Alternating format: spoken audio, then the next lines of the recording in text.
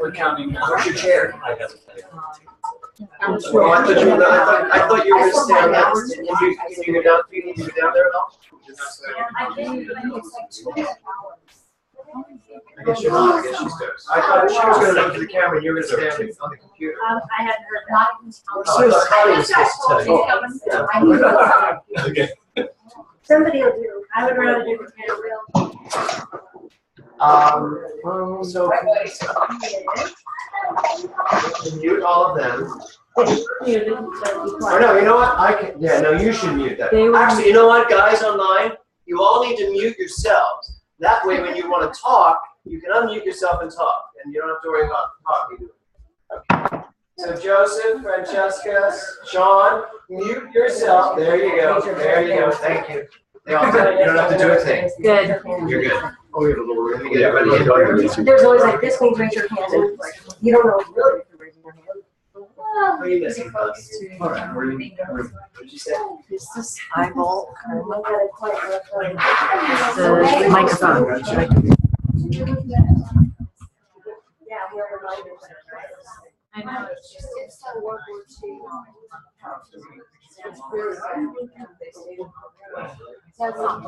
Jennifer, how are you? Did you just disconnect?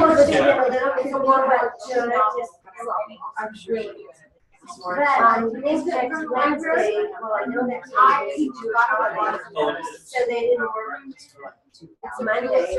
Chris, can you turn us up? That music up just so we can hear it? Maybe I don't know which Okay, let's check in.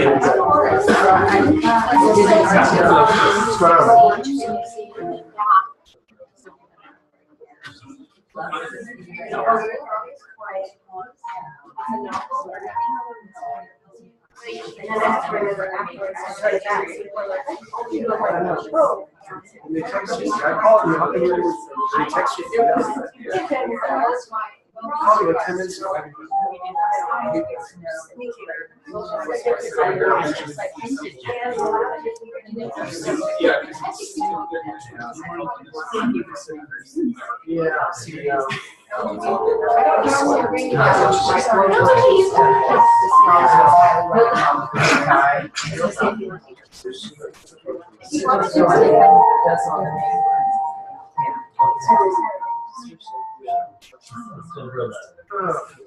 This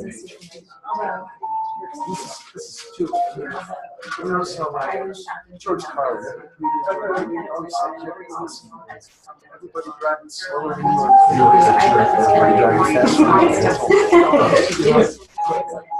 Like this, people with their really feeling Yeah, I know. Isn't that crazy? When you watch people like they're all out together and everyone's on their things.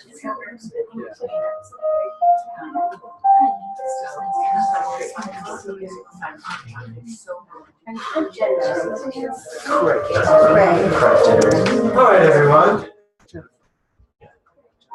So, here's what I want to do. Just leave over. Jen. And Reverend Nancy, come on up to me.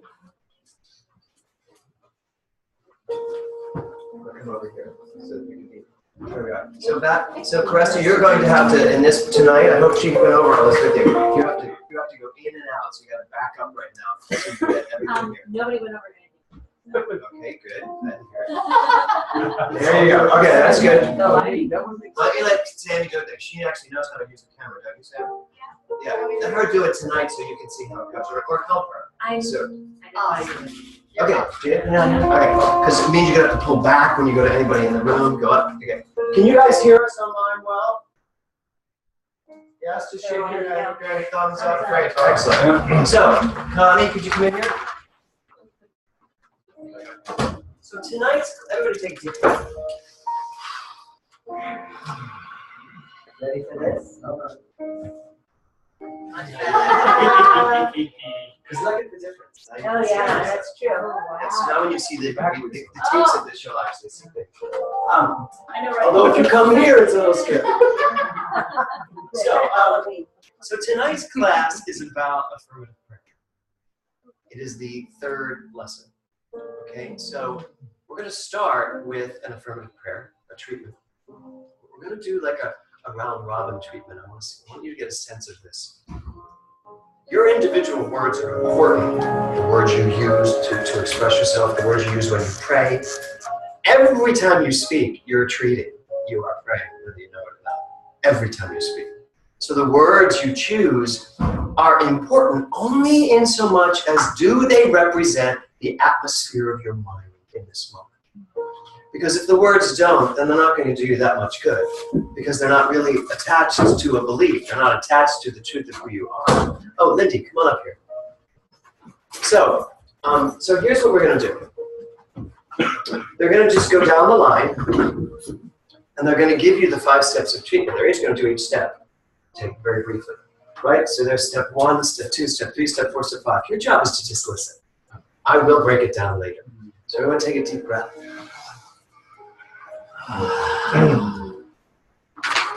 Lindy, you're going to start us off. I recognize that God is all there is, all-knowing, all-powerful, everywhere present. And then just tap the person next to you, say, there we go. And go right on, hit it right on, no thinking. I know that this all-knowing, everywhere present energy is me. What's true of it is true of me, and I am it. Stay in step 1. You're going to confuse us. Stay in step 1. Oh, I thought Step one. Everyone's doing step 1. Everyone's doing step 2. Oh. I take a deep breath, prayer. So, everyone stay in step 1. Step 2, step 3, step 4, step 5. Okay? You're like, oh, like you're going to do anything. So here we go. Take a deep breath. And Lindy, share something. No stopping. I don't want you thinking. I don't want any cognitive thinking. I want let it out. And go. God is all there is. One presence, one power, one love. That's all there is. Completely in totality, continuously, and all the time. I pass. And all there is these beautiful sounds, the breath, the body heat, the knowing the presence of each and every body in this room, and that is the immense oneness that is God.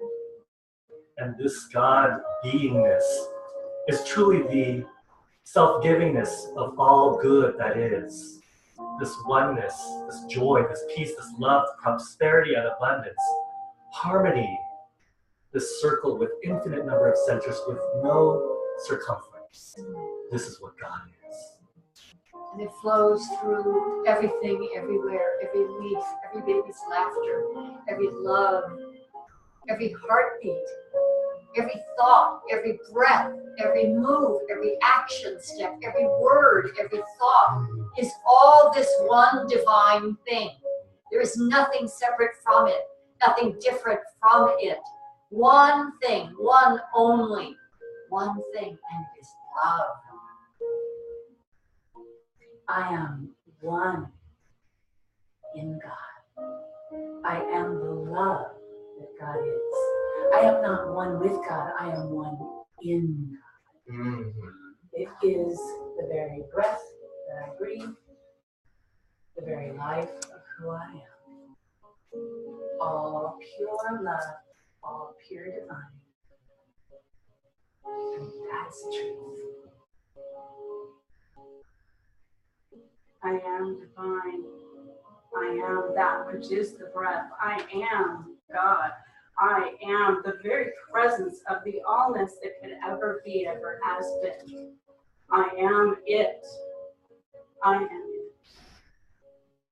And there is no separation in this oneness. I am that which is, and that which is the truth of who I am.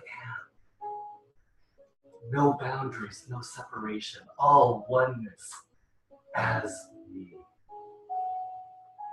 I am that I am is God. And there is nothing else, nothing but this I am. The fullness of the presence of God is here. All the intelligence, all the wisdom, all the clarity, all the knowing, all the wealth, all the health, all the presence is this I am. My I am. And the same I am is the I am in every being, everywhere. One I am. And I realize the truth about myself and about each person here tonight and all beings in the entire existence, that this love that we are made out of follows us everywhere we go. It is the forethought with everything I do today. That love backs that up. That I step into the truth and the consciousness of who I really am, my true self, which is love, peace. It is my natural state. Anything unlike that is not who I really am. I am the love. I am the peace. I am the clarity, the wisdom, the joy, the harmony, the serenity. That's who I truly am. And each being I encounter is as well.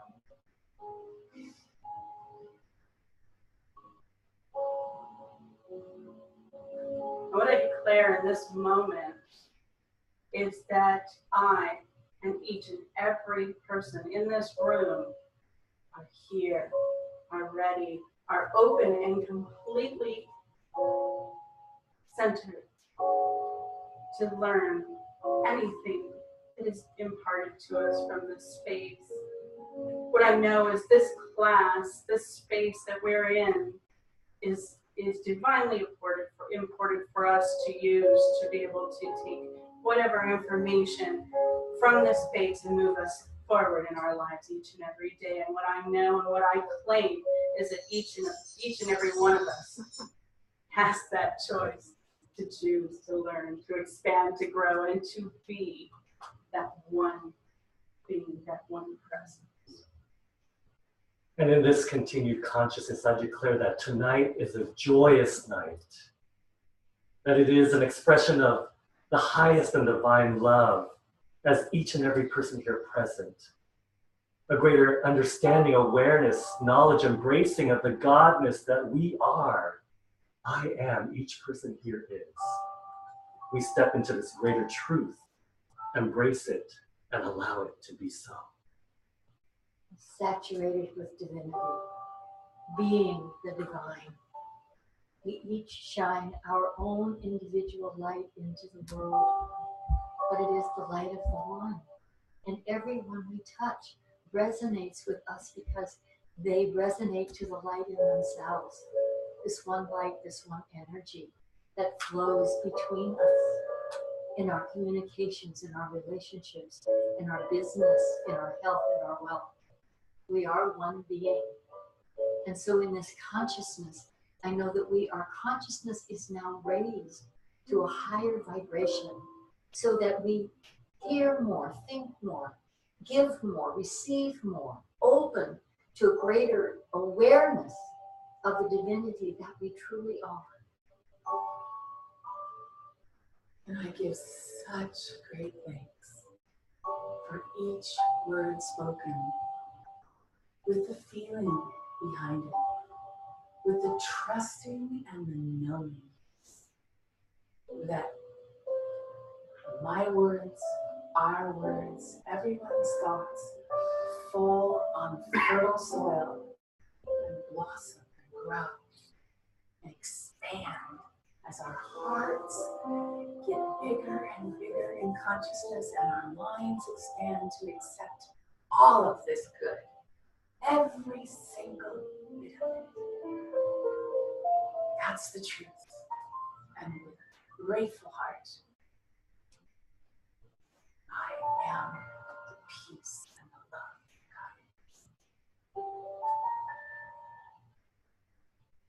God. I am gratitude.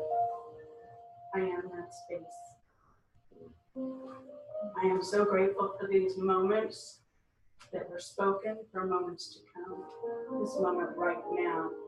I am so grateful for how I show up as God. I am so grateful for how each and every person in this room, teacher, student, friend, brother, sister, mother, husband, wife, shows up as God.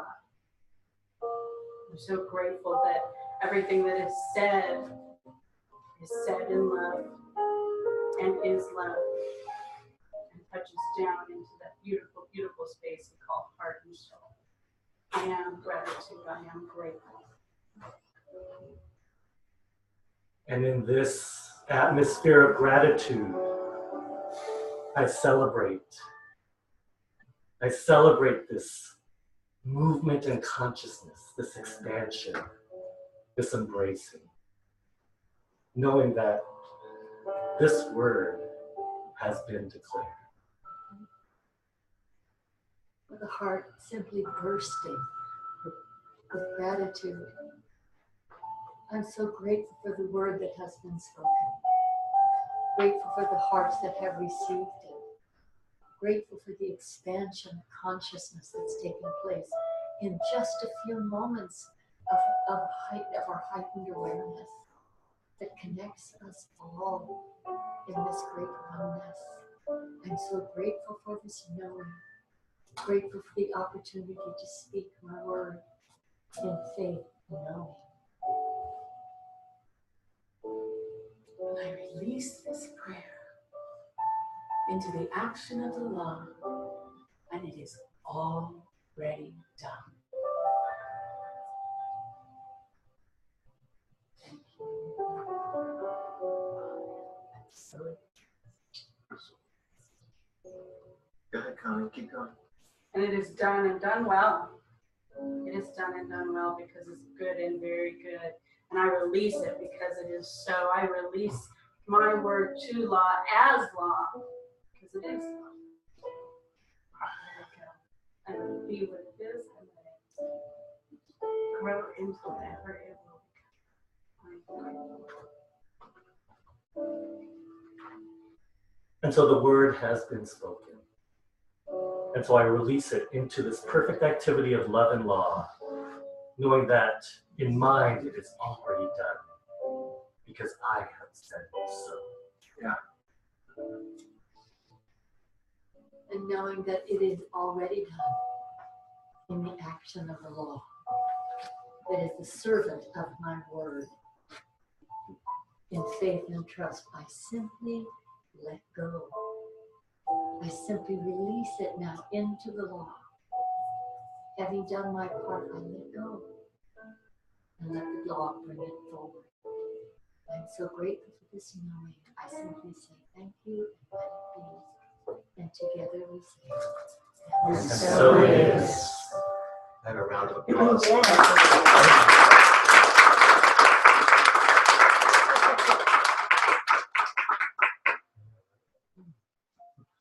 So, we can turn that off.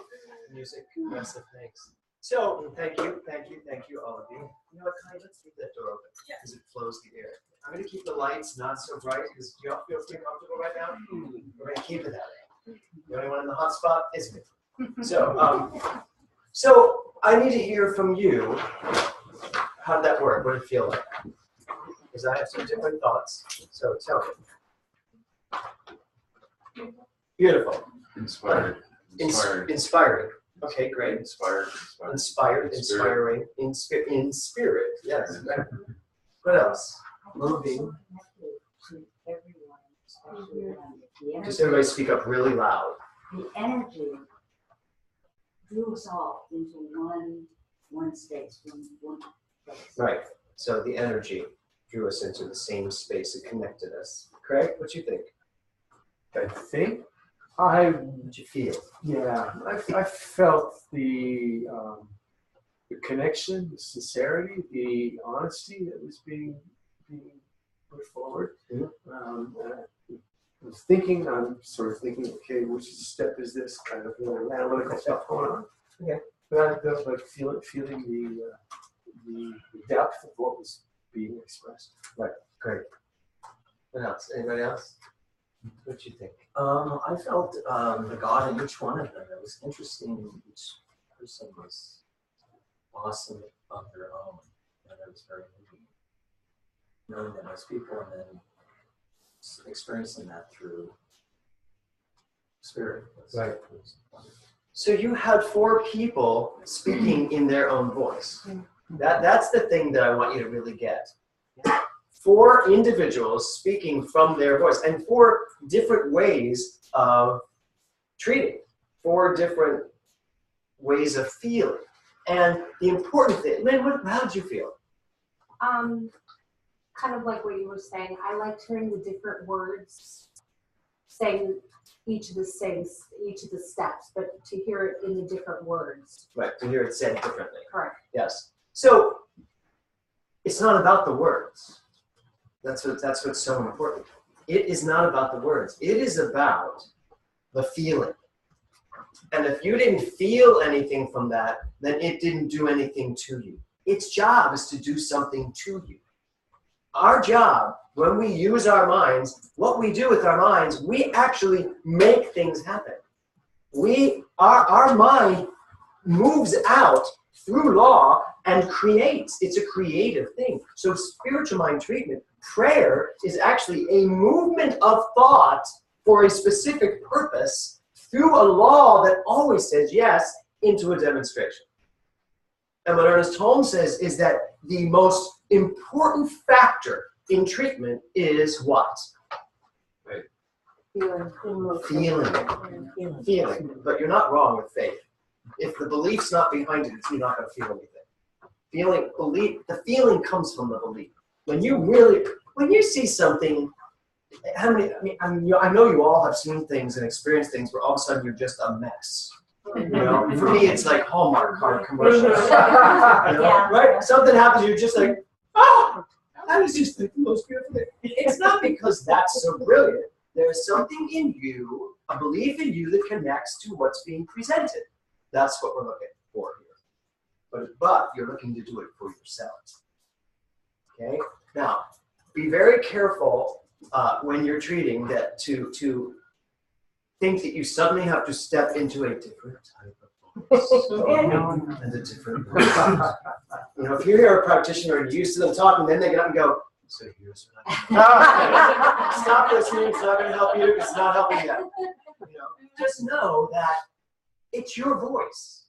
It's what you say, it's how you say it, but you have to tap it into something. You have to be connected to a belief in order for whatever it is you're saying to make sense. You can't just say, God is all there is, and I am the richness of the universe, and inside believe that there's not enough.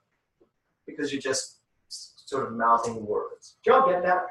Yes. Everybody gets that, right? Yes. So tonight, we're going to go on to our 3rd principle. The first week was oneness. Now here's the thing. Oneness is kind of the grand poobah of it all. And did everybody do their reading this week? Yes. Okay, good. So then you know, they talk a lot in that reading about the idea of oneness. That you must come from that place of understanding the oneness of all mankind in order for you to speak your truth. To have the power of the universe behind you as you're speaking it. Not just feel like you're this individual self speaking from your individual myopic power, which is kind of going to be a smaller version of what the truth is about you. So that's what oneness did. And then the creative process. Did everybody feel that they got the creative process last week after I threw the keys around? Did you feel that you got the idea of how this works, how the mind works, how conscious mind thinks into a law, that beautiful receptive field of dirt and beautiful growing stuff, the stuff of creativity? And as you put your thought into it, it brings forth exactly what you put into it in equal proportion. You all get that, right? That's the creative process. That's how you use your mind. So this week is about affirmative prayer. Affirmative prayer. And the power that comes from the words we use. So we've been talking a lot just now, just in this last 20 minutes, about the feelings you get when you speak your word, what is really going on up here when the 4 of them were standing here. I said this last week and I'm going to say it again. The belief creates the thinking creates the feeling, and the feelings create the emotions. You all get that? That's how it works. Can you say that one more time? Your belief creates the way you think. The way you think creates the way you feel, creates your feelings. And your feelings create your emotions. How you feel creates the way you emote them, how you actively let them out. So it all backs itself into beliefs, which is really what our whole process is about. Do you know what you believe? Do you know it so clearly that you can speak from it? Because here's the deal. You're speaking from your beliefs at all times, whether you know what they are or not. But as you know, the more you know about yourself, they say knowledge is power, self-knowledge is self-power. So if you know what you believe, then you know where you're speaking from, and if there's some adjustments to make, then you make the adjustments. Clear? Good. Okay. So I'm going to go to the 5 steps of treatment. You all just did it. Oh, I hate doing this. Not do that. I know, it looks so good. But she's so good. I mean, our youth, although she uses very tough. Really? Honey, can we get some things that are not as hard? We'll work out. Okay, good. I'm good. Okay. 5 steps of treatment. No practitioners can answer this. Okay. So, step 1 is what? Recognition. Did you just say recognition? Yes. You've been here a while. That was good. Yeah, I guess. Okay. Recognition. What does it mean? Lynn? That God is, that there is a God. So why is it called recognition? Like recognize, like the root is know, and re is you know again, like again, the prefix. So you know again, you remember. You just did it that way. Yeah. To know again. I teach English. I love that. Ask an English That is teacher. so cool. There's the answer. That's really know again, yeah. That's really great. What's the last base? Okay, so to know again. Okay, so why else would we say recognition? No, that was you. Like me. I did my first question. You asked me. So that we know who we are, so that we know what we do. Yeah, yeah. So that we recognize. Our job is to recognize our oneness with everything. So if the first step is God is all there is, nice idea. Makes sense. I've been buying that ever since they said it in the Baltimore Catechism. Back in Philadelphia, in Catholic grade school. God is all there is. I mean, that's what we were taught. Right? All there is God. God is everything and everywhere. Right? So that's step 1, recognition. Why is it important for me to recognize it in terms of this concept? Sammy? Why is it important for me to recognize that? So you can feel it, so you can believe it. Okay, you all good with that? So that you can see it, so that you can feel it, so that you can believe it. Well, it's there, but you might not be in touch with it. You might, it's just, yeah, I'm busy. I'm doing the dishes, you know. That's when I feel very warm. But there's so much going on that it takes to take a moment and say, I'm going back to that space. I'm going back to that connection. Okay, good. What else? Yes. So you know that there's nothing else besides God, like the devil or something. The devil. Some people think that. Right. Okay, so that there's nothing else besides God. God is all there is. God is all there is. So, what's the power in that? What's the power in knowing that? But we have to be God too. Yeah. That's all there is. Okay, so that's going to step 2. And step 2 is Unification. Did you say that line? Unification. Which means what? Oneness. I'm glad you said it that way, because here's the deal. Step 2 is a dualistic step. And it actually, for me, this is really one step. And actually, that's how Ernest Holmes taught it, to be honest. He didn't really teach. Well, he taught 2 steps, but that's all he taught. The idea that if you get that God is all there is, then you have to be willing to understand that that's what you are. We don't really unify with it, because that means somehow we're separate. We can never be separate. We are never separate. So step 1 is recognition that God is all there is. And then the second step, unification, means to, in mind, remember that I am never separate from God. In fact, Wow. the Ankh. That was amazing. Have you ever seen me without an Ankh? No. My Ankh tattoo. I have one tattoo right here. You're not seeing it. Get it to yourself right here. I know. We're going viral so fast. My head was spinning. I can't draw it. So the Ankh is the circle at the top of the Ankh stands for God. The staff. That's so funny. The staff. Stay there long enough, it's going to come right on you. The staff down at the bottom stands for man, and the thing between them, the line between them, shows that they are never separate. That's why I picked the Ankh as the symbol for this center, so that we would really get this idea that there's just one thing. So that's step one and step two. Why in affirmative prayer do you think it's important for us to actually do those steps? To pray from that place instead of to something. To create from that place. Good answer. Why else? Elevate a level of consciousness. To elevate a level of consciousness. Good. If we are self-conscious. Right. Supposed to do. Uh-huh. That was good. I like that. Why else? Eric?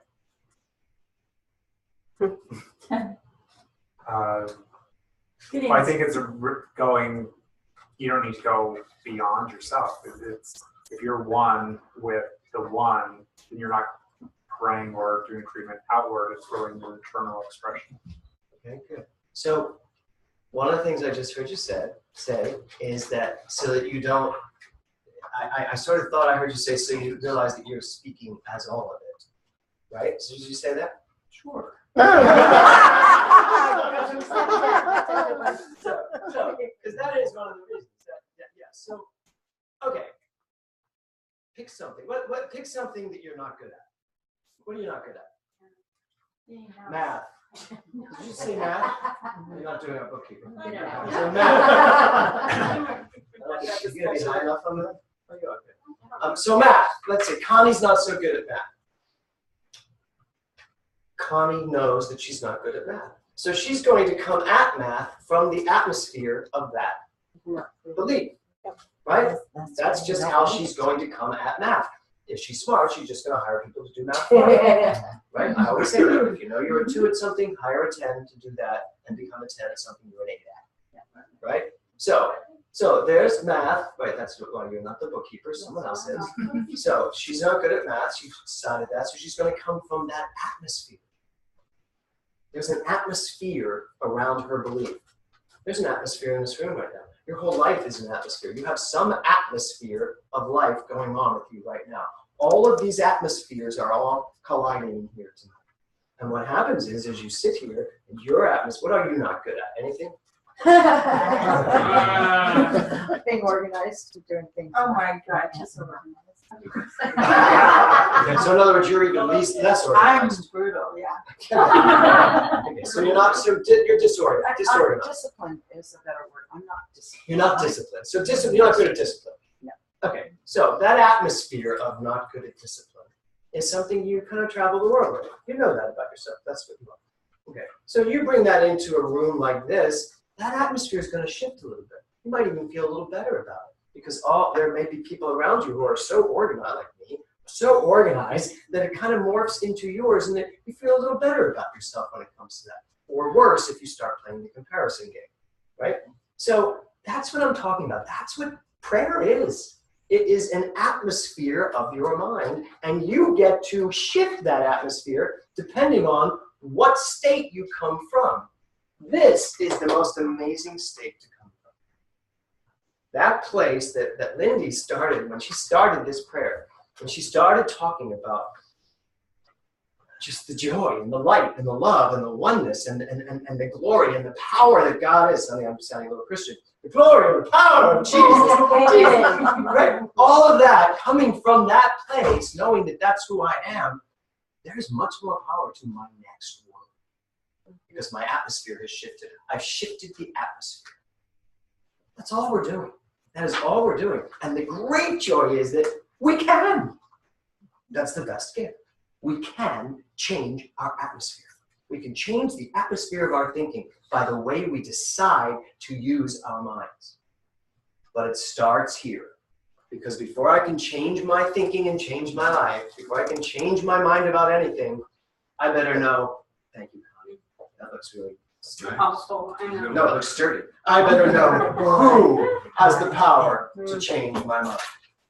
I don't want to be the person who thinks I'm not good at math. That person, that mind is not going to come from an all-powerful place. And that's nothing against Connie. Or disorganized. Or me, I'm not good at snorkeling. Anyway. But I don't want to be that person. And that's why every time I go somewhere, I try snorkeling again because I just don't like that. I don't think I'm good at snorkeling. So I jump in and prove it all over again. And I guarantee you, someday I'm coming back from a vacation and I'm going to be giving the most amazing talk about a beautiful snorkeling trip.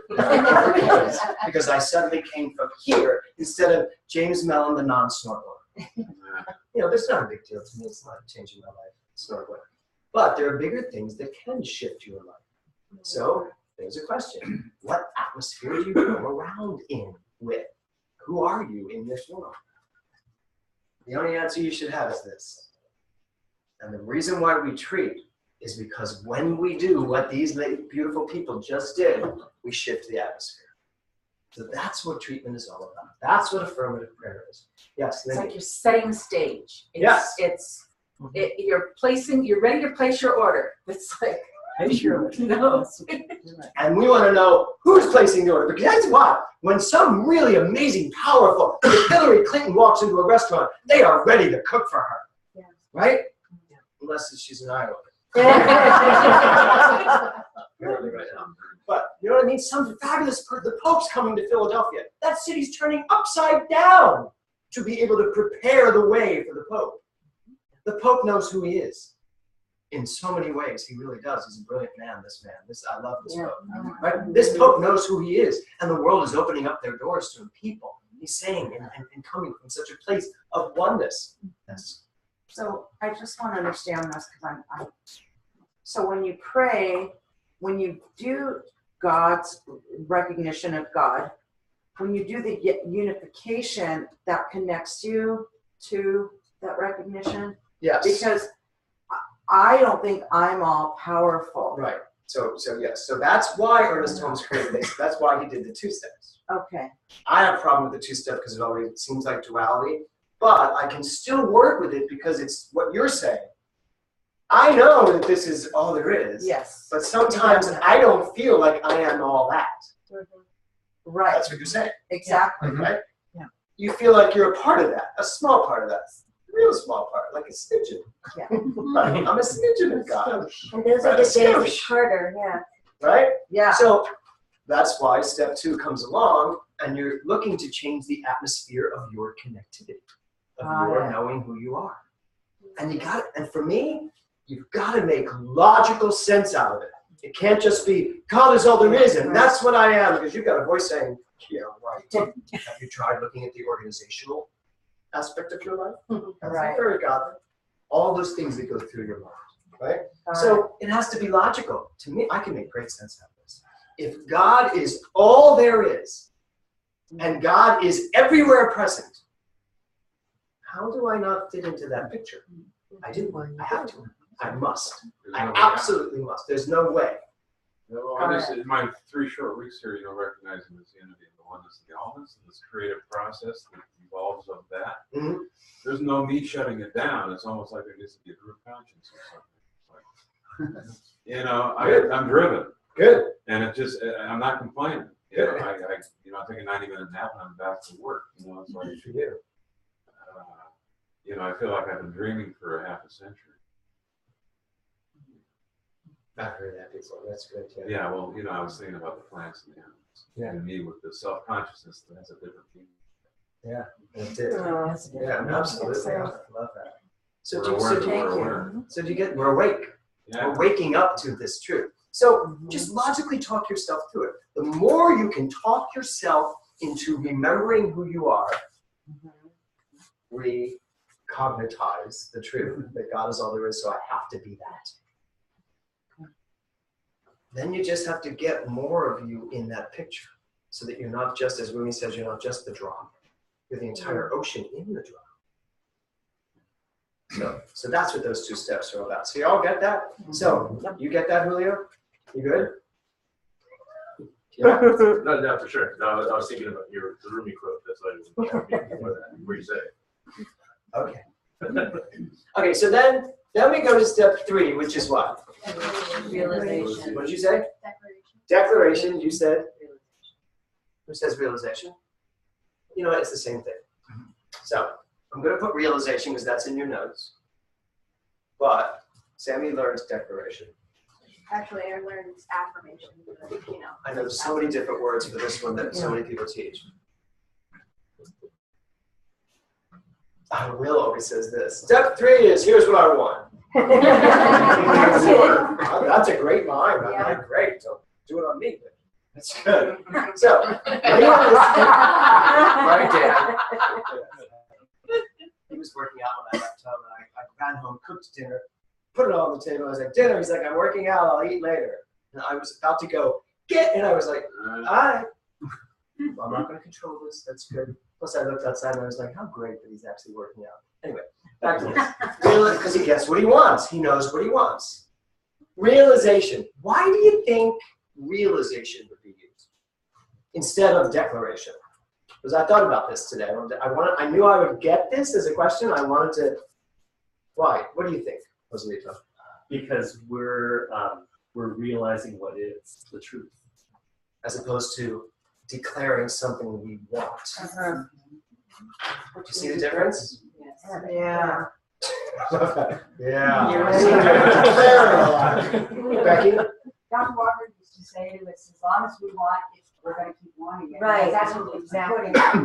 There's a great song in Promises, Promises called Wanting Things. Do you know this song? And it's at the end, you know, tell me how long must I keep wanting things, needing things when I have so much. And it's just a great song. And it's all about the idea of if you just keep wanting, you're going to live a life of just keep wanting. Declare, I still like declaration. I declare. Declare and realization are very similar. But I love the idea of realization because I realize I am that which it is I declare. Reaffirming the first 2 steps, I mean, basically. Pretty much. Yeah, that's true. Yes, correct. I looked at these words, just out of this context. To me, realization means to make real. Good. And a declaration, almost by definition, is something that somebody that has an authority, like a referee or a judge. I declare you man and wife. I declare the ball out of bounds. That person has the authority to make that declaration. So, yeah. So we're giving ourselves, in a sense, the authority by the first 2 steps. And here's the deal. Yes, here's the deal. I like that. And here's the deal. And here's the deal. Here's what I mean. Without this, these are just words.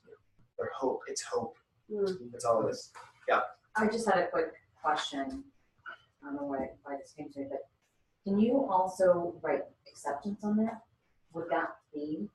Yeah, you could say acceptance.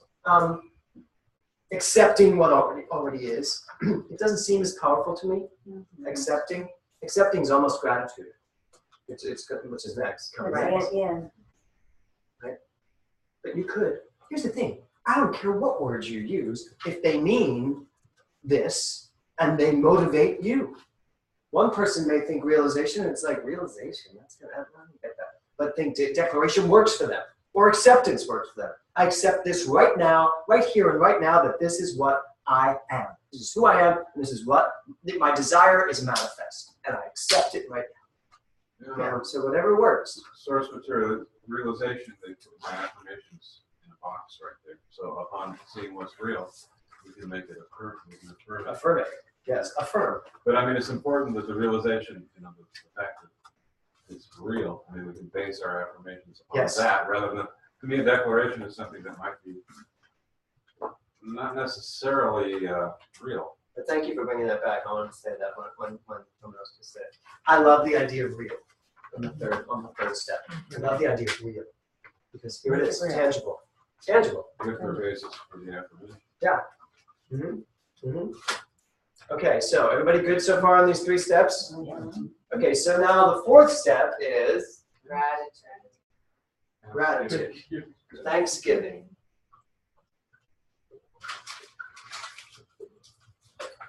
Gratitude. Okay, so why Thanksgiving? Which, by the way, Ernest Holmes didn't really teach Thanksgiving. He kind of stopped after 2. He did 1 and 2. He basically, a lot of this morphed over the years. He started it, to Ernest Holmes, it was just, know that you are God and speak your word. Who does that sound like? Me, I know. No, but who does that sound like, really? Jesus. Jesus. That's who it sounds like. Know who you are and speak your word. Just say it. Say it. Gratitude is the feeling connected to your realization. Because you've talked, it's all coming from what you see, what you know, and then there's the feeling. When do you usually say thank you? After receive. After you receive. It's an acknowledgement. Gratitude is an acknowledgement that it's done. So I'm saying thank you. I'm saying thank you because I know it's done. And I give gratitude for this being manifest, perfectly unfolding with the perfect precision, and it being done now. That's what the gratitude's about. Gratitude is a prosperity magnet. Saying yes to all that life is and saying thank you for all of this, that brings it towards you because it's already done. So do you get that? Why is it hard to say thank you sometimes? Because you're not sure. Or there's something blocking them. There's something, when you can't say thank you, it's like, oh, no. Thank you. Thank you. Right? Okay, and then the last one. Oh boy. Why the oh boy? It really impressed me tonight when they released. I think that's sometimes it's almost treating so hard almost instead of treating and going, like, okay, I've got to hold on to this until I really see it, and then but it doesn't happen that way. Lindy's release was just... It was perfect. Yes. I kind of wanted you all to release and say, and so I wanted 4, and so it is. I mean, thank you for continuing to just chug it along. But Lindy just cut to the chase. Yeah. Right? So it's just like, and so it is, and so did you. I mean, but, it's just, and Nancy got to because she was done. She's the last one. But, the release, it's so personal. And when do you release? How many times do you hear people say, I hear it all the time, how you doing? I'm hanging in there. There's no release there. Mm-hmm. There's no release in hanging in there. I always say, let go, see what happens. Someone says, I'm hanging in there. I say, well, don't. Let go. What's going to happen? Really? So what is release for? Release is another way of knowing and helping your atmosphere expand the certainty of what the words you are speaking is all about. Yes? Mm-hmm. So, any questions on those 5 steps? Yes, Jan. It's not a question, it's a comment about prayer. And when I pray about something or I'm just learning about treatments, but similar, I don't feel the need to go back over it again. And people, you talk about prayer, not ceasing prayer, whatever. But I don't feel like I need to go back and declare it again. It's like done, release, gone, and it's doing its work. So why? Maybe you could explain me why pray without ceasing. Absolutely, I will tell you that. Connie, did you get me some water too? Okay, so Ernest Holmes says, treat until you demonstrate, right? No, he doesn't say, get into a fetal position and treat until you demonstrate and don't stop. Treat, cease, what did you say? Unceasingly, until you demonstrate. That's not what he means. Here's the deal. when a practitioner treats, when any of us treat, whenever we pray, have affirmative prayer, that last release should be done. You're done. If I treat again, it's not because I'm praying again for the same thing. I only treat again if something comes up to challenge what I just said. It's a whole different treatment, and now I'm dealing with whatever that is that came up and challenged it. That's it. And that's why practitioners really should not keep treating the same person for the same thing over and over. It's like, really? This is not counseling. Treatment is not counseling. It is a affirmative prayer. You know the truth. You shift energy, and it changes, and it is demonstrated. What you are dealing with is someone that doesn't believe it. Because Ernest Holmes also says, a prayer demonstrates at the level of the power of the practitioner and the receptivity of the client. So if that person comes back to me and says, yeah, I know, God, I felt so good when I left here last week, and then all those things came back again. My thing is great. Well, last week was a done deal. Now let's deal with all the crap you brought up this week, and I'll treat again. See the difference? So it's not just keep praying until you see it. It's not. If it's done, it's done.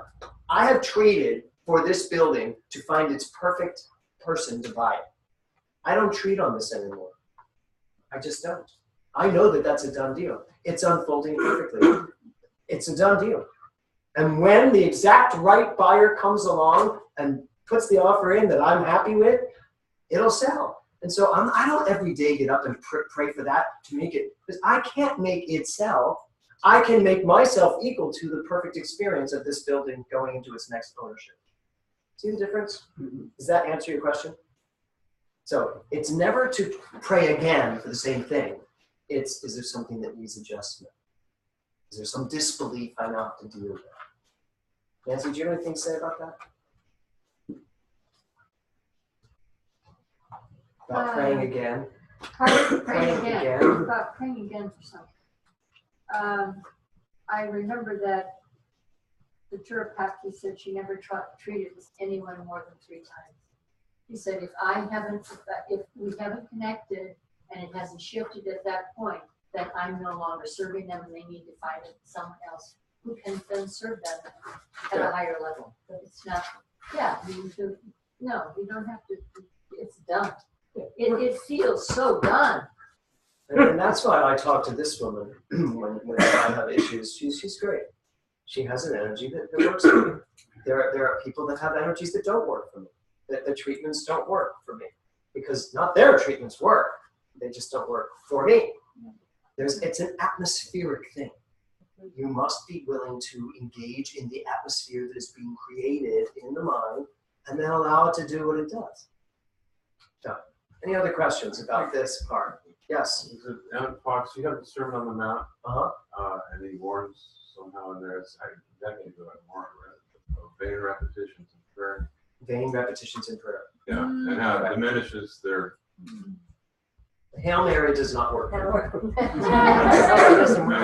could, like you were describing with the sale of this building, you're not going to pray over and over. I'm not, no. Because, it loses its impact. It's like the point is kind of... You know why I'm not going to pray over and over? Because I am so steeped in this. Yeah. I really am.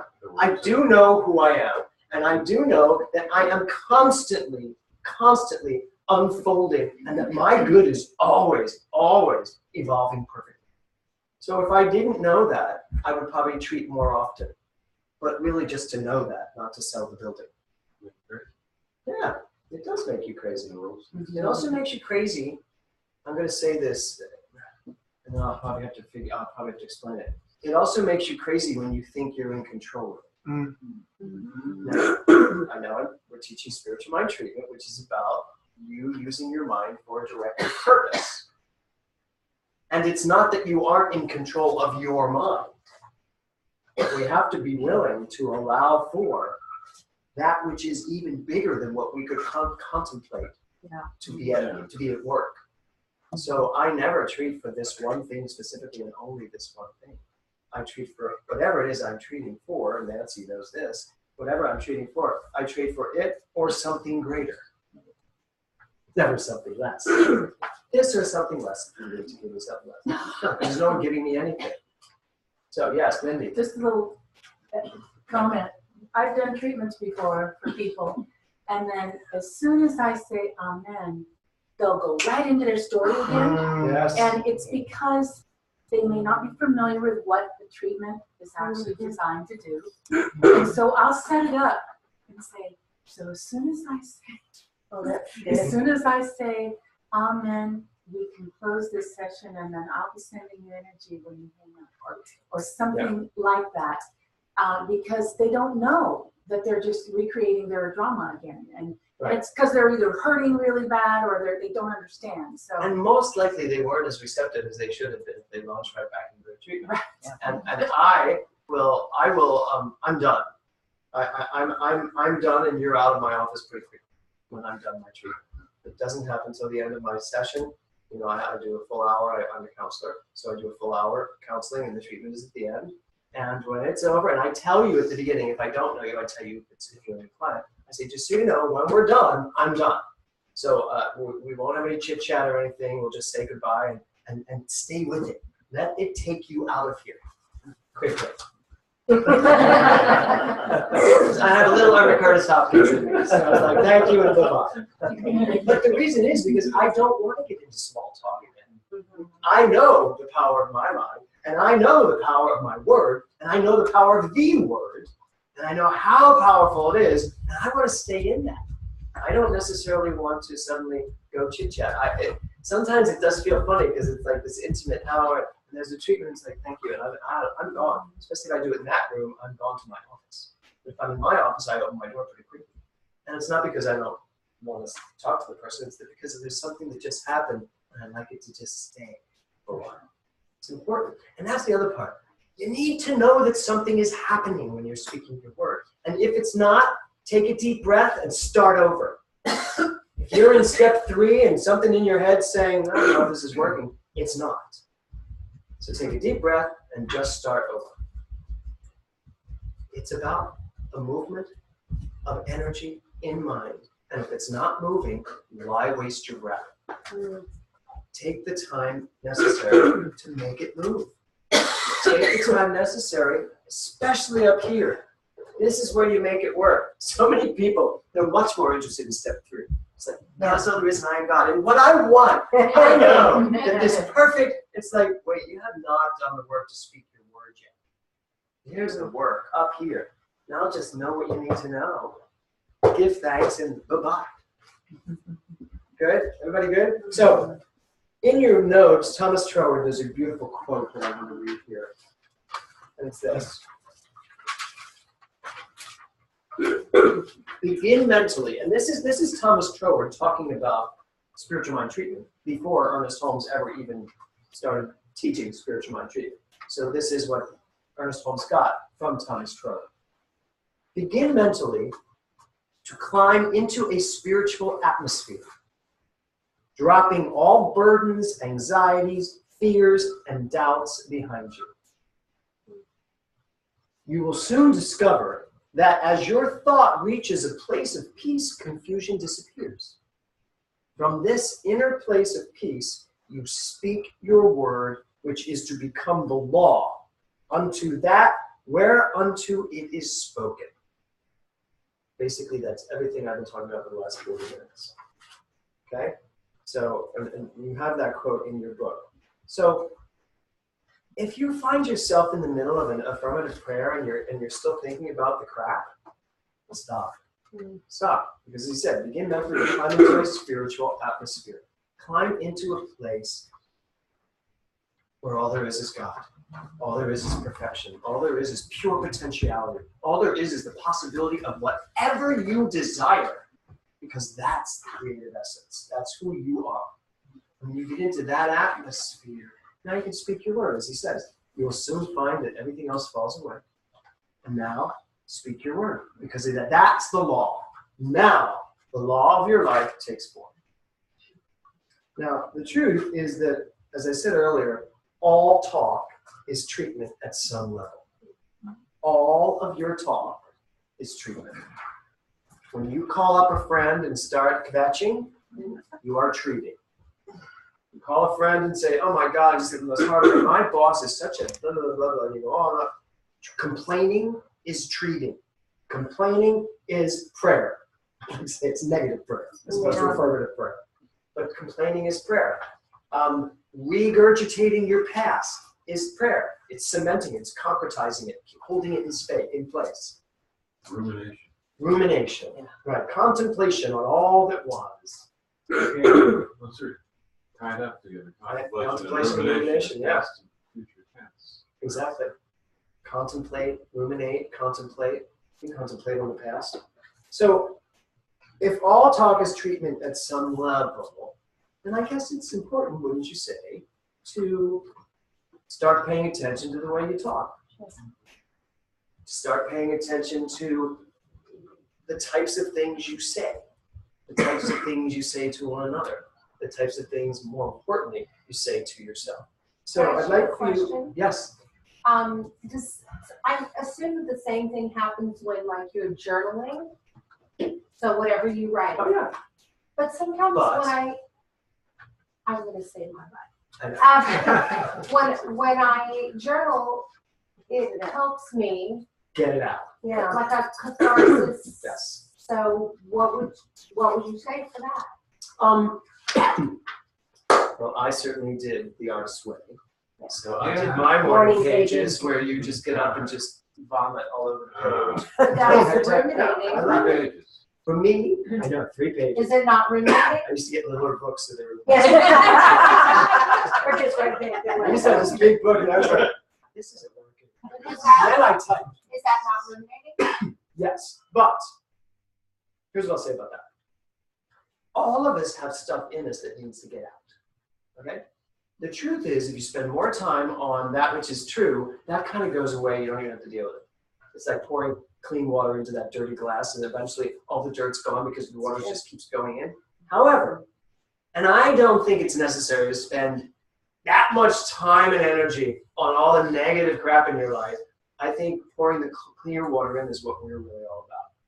And that when you do that, it kind of obliterates the crap. But that said, I don't see anything wrong with journaling and letting crap out. But here's what you need to know about that. Be intelligent and allow yourself to see what's there, know what's there, deal with what's there, and know the truth about it. There's your prayer. There's where you need to do affirmative prayer. You read all that and go, oh my God, is that what I'm thinking? Okay, here's what I know. As opposed to just, oh, wow, there's me. And she says, don't go back and see it. Don't look back. Don't read that later. Just, it's there. Yeah, Julie Cameron? Yeah, it's over. And how many of you have gone back and read your books? Sort of. She does 1 week. She does say. Does she say 1 week to go back? Yes, at the end, she says, towards the end, she says, I'll just go back and look at your journal. Because I remember reading them all and like going, weird mind. You kind of find your patterns, and then you can go up, like you said. Okay, let go. But science of mind is a philosophy that teaches us what to do with that stuff. That's what I love about Ernest Holmes. Here's what you do with the stuff. Here's what you do with the crap that's coming out of your mind. Because it's just stuff. Jan? Well, my experience with journaling is writing it, and then I get this epiphany or this awakening or this understanding of it or my part in it or whatever, and it's so all this was like I get the gift of the shift in consciousness and the healing or something that just happens. Everything melts away. So I don't see that as being negative or writing negative affirmations because my intention is to find the truth. Okay, so you're kind of doing it all at one time. You're letting it out and healing it as it comes out. That's great. You're skipping a step. It's good. It just happens. Yeah, I love that. Doesn't it happen like instantaneously? Well, yeah, it can. Yeah.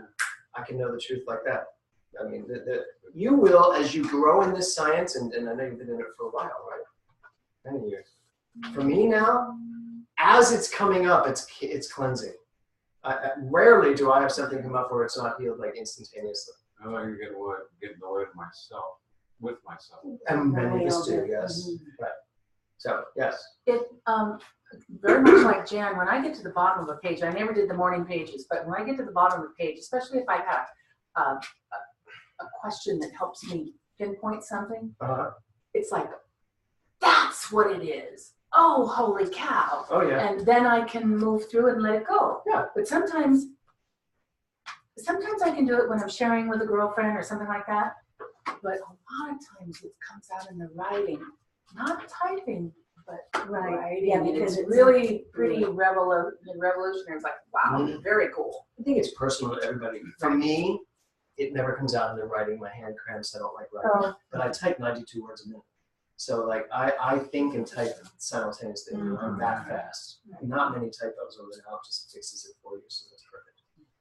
So it's all personal to you. So long as you're not getting caught up in the stuff, that's really the job.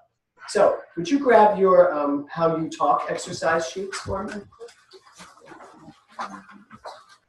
So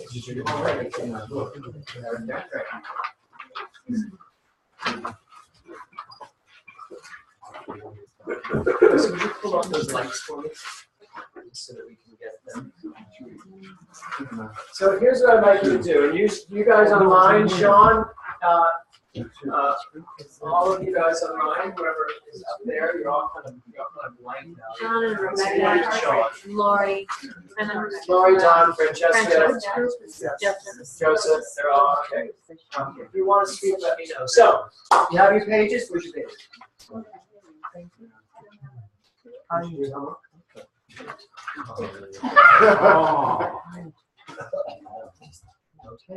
your family did. Oh, James didn't either? Wow. Okay, you better talk to your husband. Okay, so here's what I want you to do. I just want you to, who wants to stand up first before I even tell you what you're going to do? Laura Wagner, why don't you stand up? I don't have one. Oh my God. You sound like, what's his name? Who was the guy on Friends? Oh yeah. Oh my God. Ross. No, not Ross.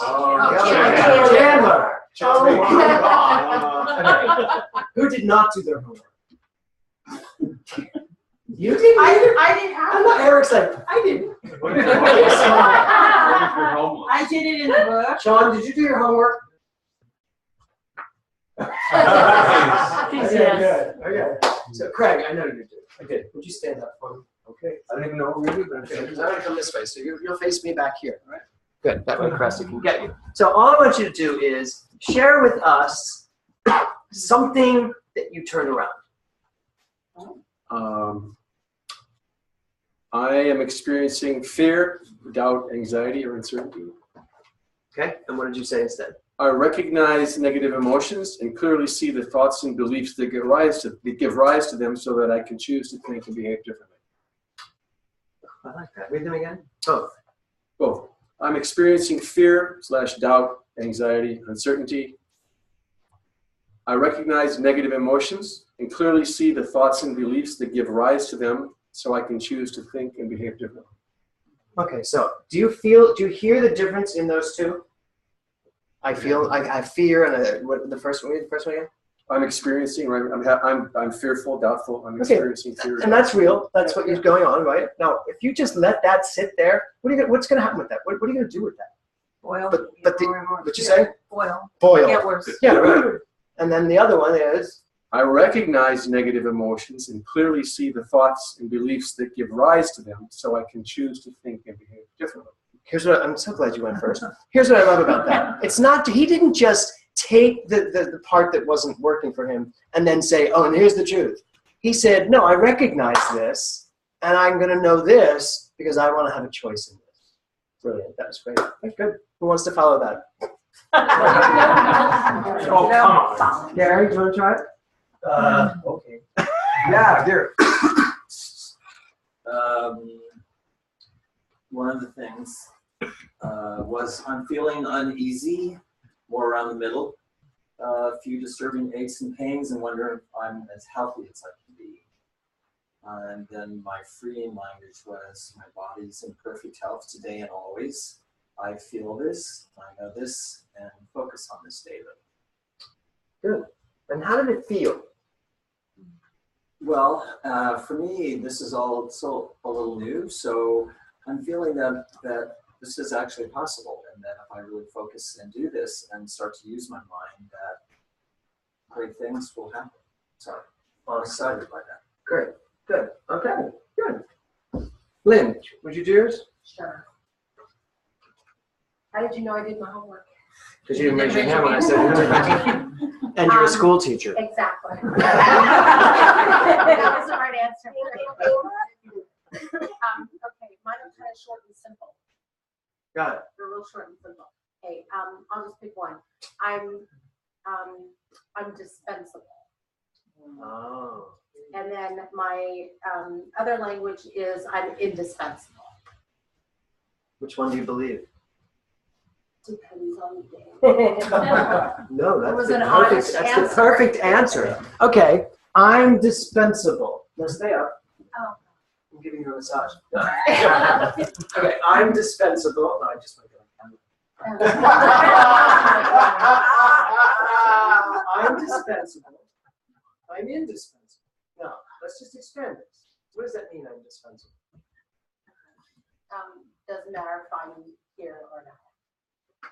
Nobody cares. Exactly. Okay, so tell me why that's not true.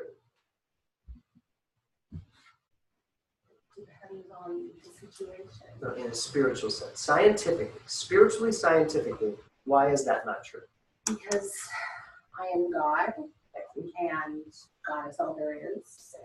So I have to be indispensable. Otherwise, that would make God dispensable. Yeah, oh, that's good. Does that make sense? Yeah, sure. And as God, whatever you are, whatever you have to offer, there is some purpose for you to be here. There's a need for you here. You bring something to this planet that no one else can bring the way you can bring it. That's the truth. You're not buying that. No, you know what? You use the word need. That's different than want. Need. What need?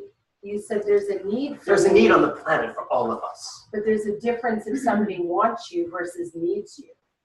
There is an inherent wanting from the universe. The universe abhors a vacuum, cannot live in a vacuum. I like the word want better than need. Okay, I'm using Does that want make now.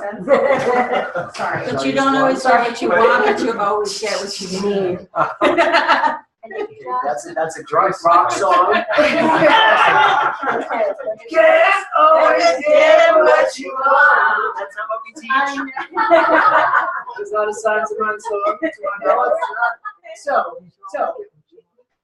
do you see what I'm trying to accomplish here, though? Yes. Going from the I feel dispensable, I feel like nobody really needs me. But what's the spiritual truth? Okay, if I am God, if I recognize that God is all there is, therefore that's what I am, then I have something to offer.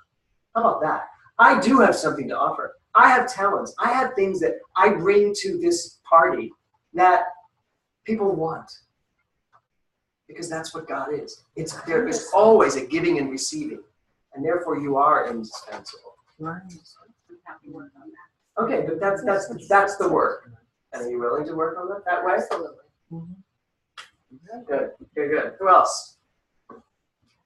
Can I do? I don't know about. Yes. Am I supposed to stand up? Just so she can get you on the camera. Can you get her sitting down? Not at home. You're You're telling telling them. Yeah. He's Stand. telling us. Go ahead. Sitting tall.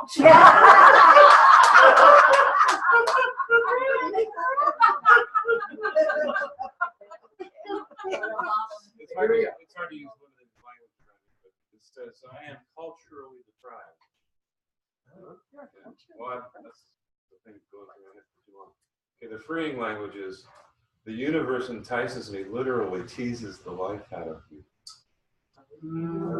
That's the truth. Do we all like that? Yeah. Let's all say that. It teases me. Teases the life out of me, but in a good way. Yes. Just brings it forward. Yeah, it's like Teases there's it. no turning back. There's no choices. It's just like that. That's one of my favorite sentences I've ever heard in the class I've taught. The universe teases the life out of me. Yeah, man, it's like teasing your hair or something.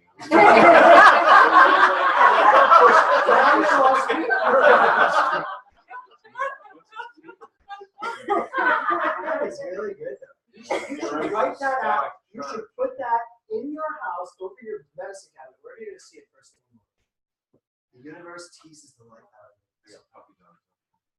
Put it near, you know what I'm saying?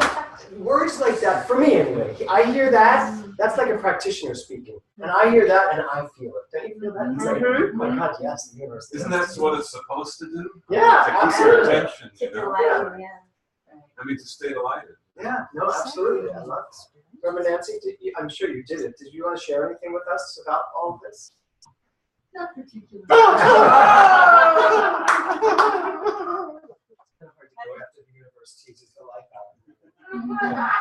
That statement just invites you in. Doesn't it? Yeah. And Lynn, that's what the universe is doing. It is inviting you to stop feeling I can't even say indispensable. To know that it wants, doesn't need you. It wants you to let yourself out.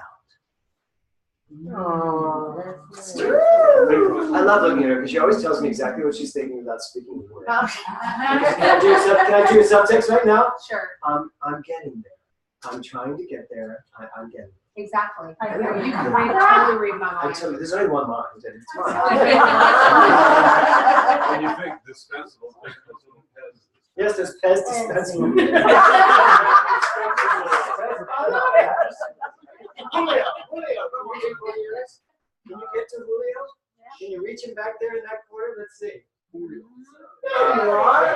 Up close and personal. Yeah, I'll should go back and watch this when we send it to you. It's fun to watch. Yes, I know. So I can't finish this. And I will complete my duty.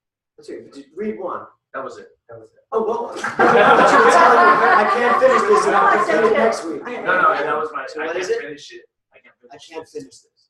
And then my reading word was I will complete my duty. My duty. Complete my what? Duty. Duty. I love that you're watching him there. I know. You're all watching him there. So okay, so I can't finish this. Is that a mind that thinks I don't finish things? Yeah. I don't finish what I start? There's some stuff that I feel like kind of overwhelmed with, and that I'm just kind of like would rather just push it back. Okay, I don't finish. Okay, great. So on the other side, you would say I finish my thing. I finish things, but why? Why can you? Because I'm too easy of an answer. And because I'm capable and I have what it takes to complete. Yeah, and in God, as God, everything, every spark that begins has a completion. It's already inherent in it. I don't have to do anything but keep taking one step after another. So everything I need to complete anything I start is right here, right now, right where I am. And there is nothing in me that ever needs to ever again think that I can't finish what I decide to finish. Right? Yes. That's the truth. That's how you have to go to the other side of this. It's not just the opposite, it's why is it the opposite? Do you get the difference? What's the spiritual truth behind the opposite? Yeah. So Liza, let's do you last. Unless you want to do one day. Problem. Yeah, good, Liza, go ahead. Stand up and face the camera, please. Can I sit like this? No, I don't think she'll get it. No. Oh, she, no. Can no. you? Yeah. Mm-hmm. Oh, she's got you. Look at that. Okay. It's good, yeah.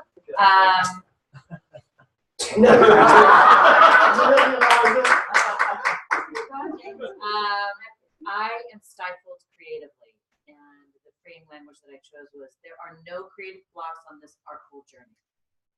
Why?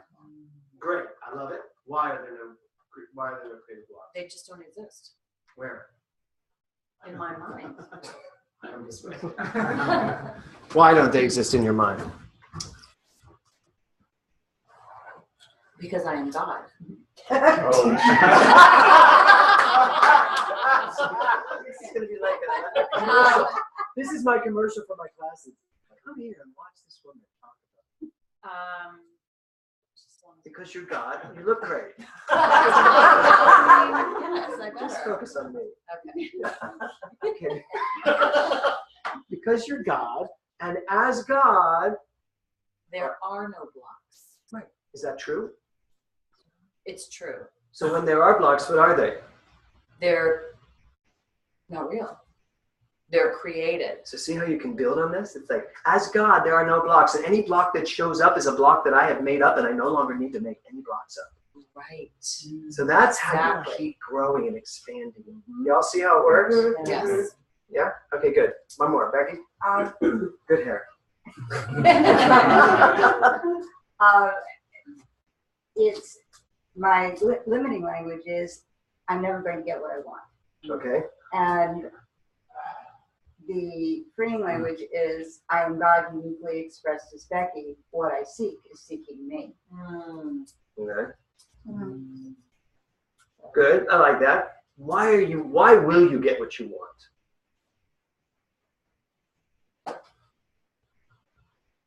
But you know what, Becky? Wait, before you answer that. Yeah. I could almost say to you, no, you're never going to, you may not get what you want. No. You will always get what you're equal to. Right. And so this has been an ongoing thing with me for a while. So forget about your story. Go to the other side. If it's never going to get what I want, what would you know? That I will always have what I require. Okay. Because? Because what I require is what I'm equal to. Okay, and I'm equal to? I am equal to what I desire. Whatever you decide to be equal to. Okay. So it's the you just hit it. Get rid of the want. I'm never going to have what I want. Because as you were saying it, I thought, oh my God, I can almost say, no, you're not. As long as you keep wanting. Right. Yeah. Do y'all get what this is all about? How this works? Yes? Okay, good. Okay, moving right along here. I want to go to the book. How did you like the book? Excellent. Excellent. Very good. Wonderful. Isn't it? I have to tell you, I laughed when I was when I said, I've never seen this book. And you said, yes, I've taught this book. Yeah. I haven't seen this book, and I've been telling everybody, you've got to read this book. It's like, you get so bogged down reading the science of mind sometimes. Yeah. And this is the science of mind. Cliff Notes. Not Cliff Notes. There is one of those. Yeah. This is the science of mind as he understood it at the end of his life. Oh. More so, because this was written in 1957, I think. Oh, wow. This is 57. He died in 60. It's a little more Raymond Charles Barker-ish, like right, straightforward. I do, yeah. I like that. It's really clear. So 1927, the Science of Mind textbook, it's hard to read. Yeah, it's not you don't sit down and read through it. No. But this you do. Yeah. This is great. So let's just look at your mind, your health. I'm right on page 15. Okay? So he says you can have vibrant health through right thinking. How many of you believe that? Okay, but Gary just said it. I want to believe that. I want to believe that. I want to believe that no matter what happens to me, whatever should come my way, that I will then know I somehow brought forward, I can know the truth and it's gone. And I can be in vibrant health no matter what. I had an aunt who I spoke to today who is in such a state of pain. I almost had pain listening to her. She went on talking for 20 minutes, and I'm not saying anything negative about her. I absolutely love her. She's in a wheelchair, she can't walk, she's got so many different things. What's that? I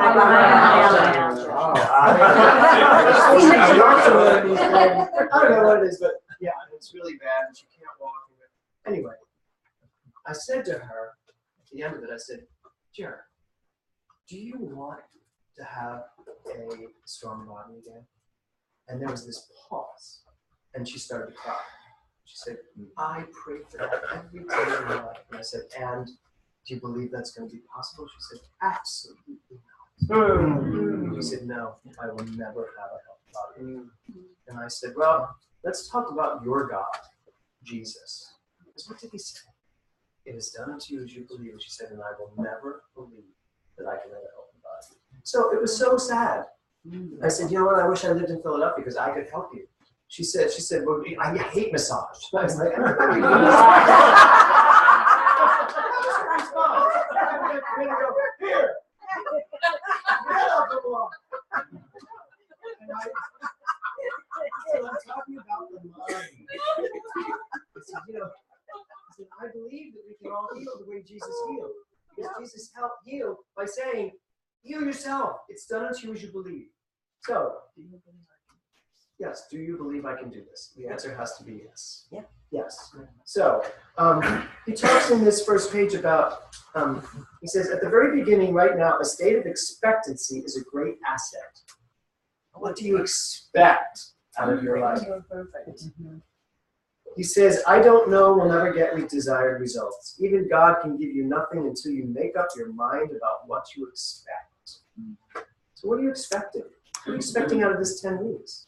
What do you expect? What do you expect to be able to do with this teaching?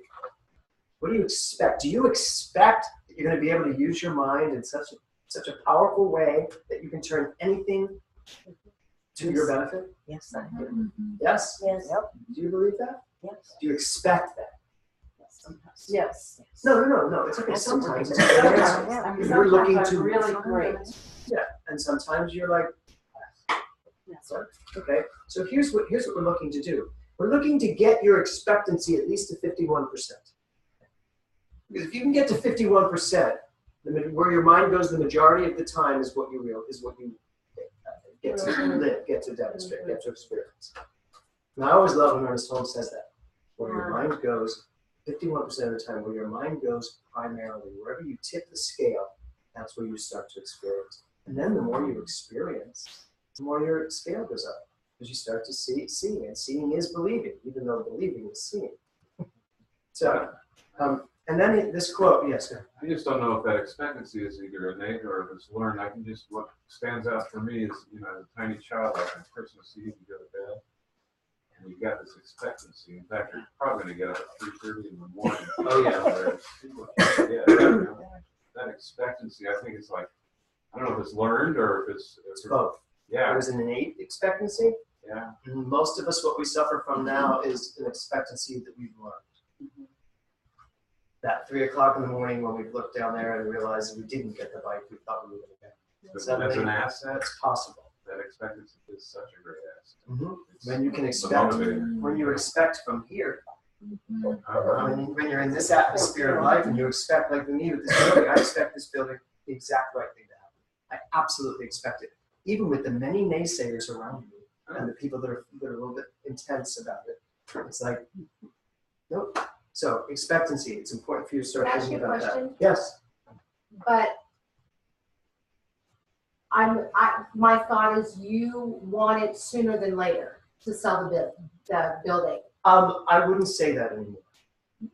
But you have in the past. Said I'd like it sooner than later. Correct. So if you're equal to that, why has it not already happened? Because it wasn't going to happen to the highest and best for me, and I stopped telling it what it should do.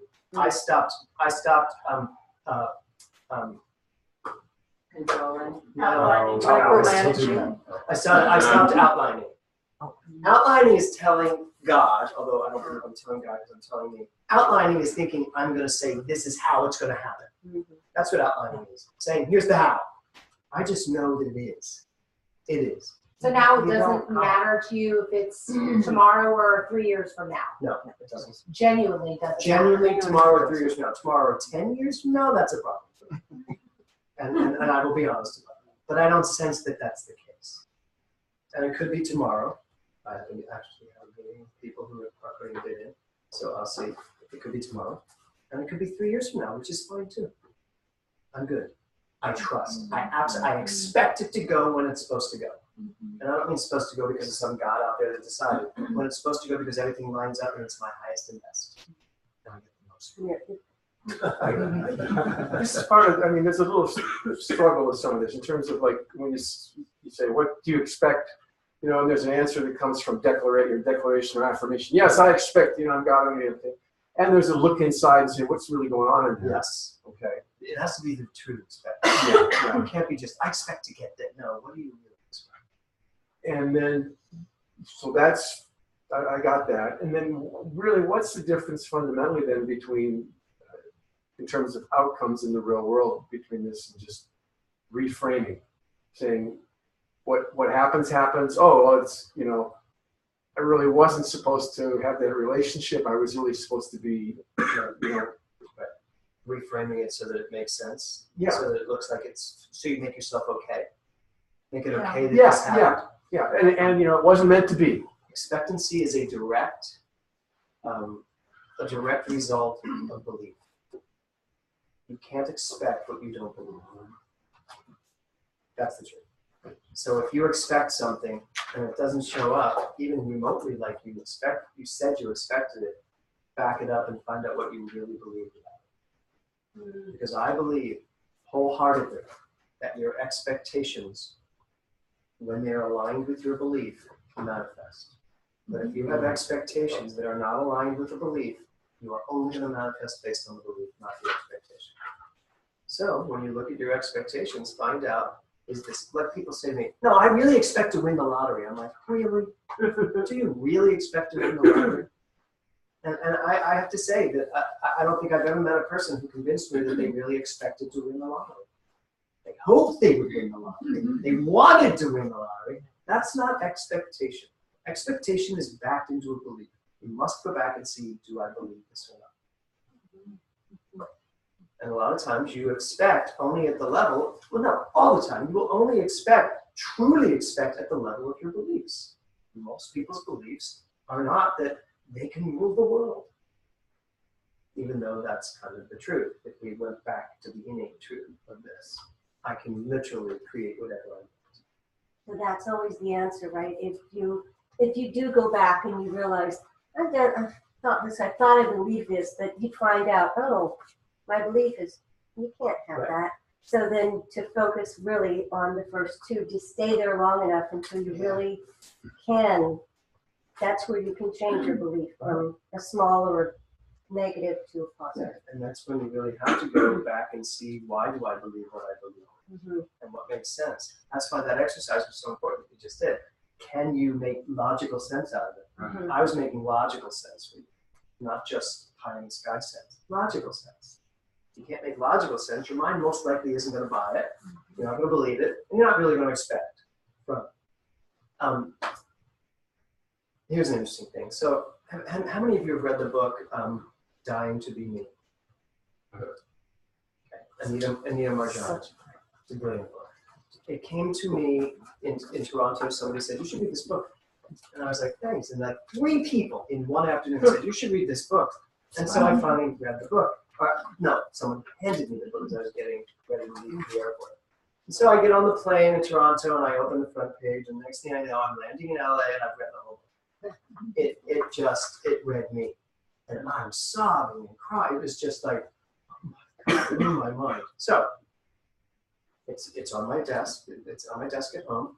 So then one of our members comes to me last Sunday in church and hands me Dying to Be Me with a signature from Anita Marjani saying to Reverend James. And today I get the email from Anita Marjani's assistant inviting me to have lunch with her next week.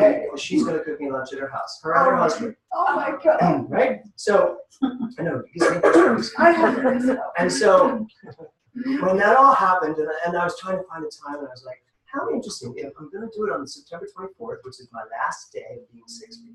My birthday's the next day. And I always knew that in your my 60s? Yeah, I'm turning 70. Don't I look good? You didn't do it somewhere in 1 year. 60. The reason I bring that up is that if there's a person living on this planet who understands this, understands oneness from a very vibrantly awake place, it's this woman. And I just think that when you expect everything to unfold and to show you what it wants, things like that happen. Because there's just, I know earthly, I can't even, if I tried to put those dots together from the book saying, well, you should read this, to come to my house for lunch, I couldn't put those dots together, but the universe can. And if it's for your highest and your best, and you stay open to whatever you need to know and whatever you need to experience, it happens. That's the way it works. So you're the first people I've told. I didn't even tell Connie, did I? No. Yeah. Yay. Yeah. So That's very awesome. I'll let you know. So I'll be very excited next Wednesday because I'll be doing it next. So I'm only on page 15. Oh my God. So here's the quote on this page that's so amazing too. Mind responds to mind. Mind responds to mind. He also says on page 16, subjective mind means under the direction of. I love that. What a great way. I've never heard it said that way. What's up? Joseph. Yes, Joseph. Did you want to speak? He posted something for us. This is limiting belief. I cannot. Oh. I cannot speak confidently in front of a group. Turn around. Oh, turn around. Turn around. My words are the words of God, and they flow with ease and grace. Knowing this, I open to the presence and allow to speak to me. Such a wonderful class. Joseph, are you still with us? Are you in there? Can you click down and see? I think he's there. Yeah, you're there. he's still Joseph, there. unmute yourself and just say something. I think you get. I'll figure it out. If you figure it out, oh look, this is for me. There's so many of you. Okay. I'm here. Oh, Joseph. So you said that you can't speak in front of people, but the truth is that, of course, as God, you certainly can, right? Right. So what do you want to tell us as God? Oh. That I trust the flow of the presence, and I will say the right and perfect thing. And you're in second year practitioner class, correct? Yes, I am. Are you studying with Reverend Patrick Cameron? Absolutely, yes. You have an amazing teacher. He is one of my dearest friends. Yes, he was very wonderful. Well, thank you for a wonderful class. It's not over. Stay tuned. Stay tuned, but we're going to end soon. I know it's midnight where you are. Thanks for talking to us, Joseph. Okay, our bodies work automatically. The body is automatically maintained. Do y'all get that? Yeah. So why do we think we have to do so much to it? Gary, you're talking about your stomach. You're talking about the not feeling, Do you believe, as Louise Hay would certainly attest, do you believe that every single aspect of your body is intrinsically linked to your mind? Yes. Okay. So that means you have to believe that there is nothing that you cannot heal. You can heal anything. You want to feel better, you can feel better. It means you have to come here. Yes, Sammy. As an examiner-ish type thing or question, a couple years back I told myself that sickness is dumb in a way. I was tiny. Well said. And from then on I haven't gotten sick, I haven't gotten injured or any sort of way like that. Would that also mean that my mind told my body to stop? Yeah. Okay. Yeah. I can't think of a better way to put it. Sickness is dumb. I'm done with it. That's it. Mine says get alive. The mind says get alive. Mine says get alive. Yes. Okay, so that's what he's saying here. The body works automatically, and we get to use it in whatever way we decide. Now, I love this next part, the value of habit. So I'm going to ask you, what is a habit?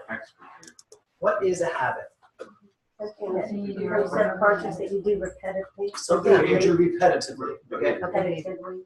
I'm going to hear that you do. Okay. And it's also often very unconscious. It comes from the subconscious and just manifests like, whoa, how did I do that? How did it get there? Yeah, Jerry. Yeah, it unfolds without conscious thought. Okay. So how did it get there?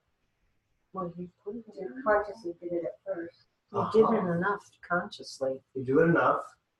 And so it becomes so. Archie, what do you think a habit is? For me, It's simply something that at some point I either chose to do over and over again, and then all of a sudden I started doing it and not even realize or even started thinking that I was doing it. Mm-hmm. It was sometimes doing me. Yes. And that's what happens to us after a while. And it is true, they land in that circle. Habits in that circle are in the middle. Because that's the seat of memory. That's where everything we've remembered is. So, yeah, in our subjective mind. And it's subject to conscious thought, which means I can change a habit. Yeah. But I have to be conscious of it.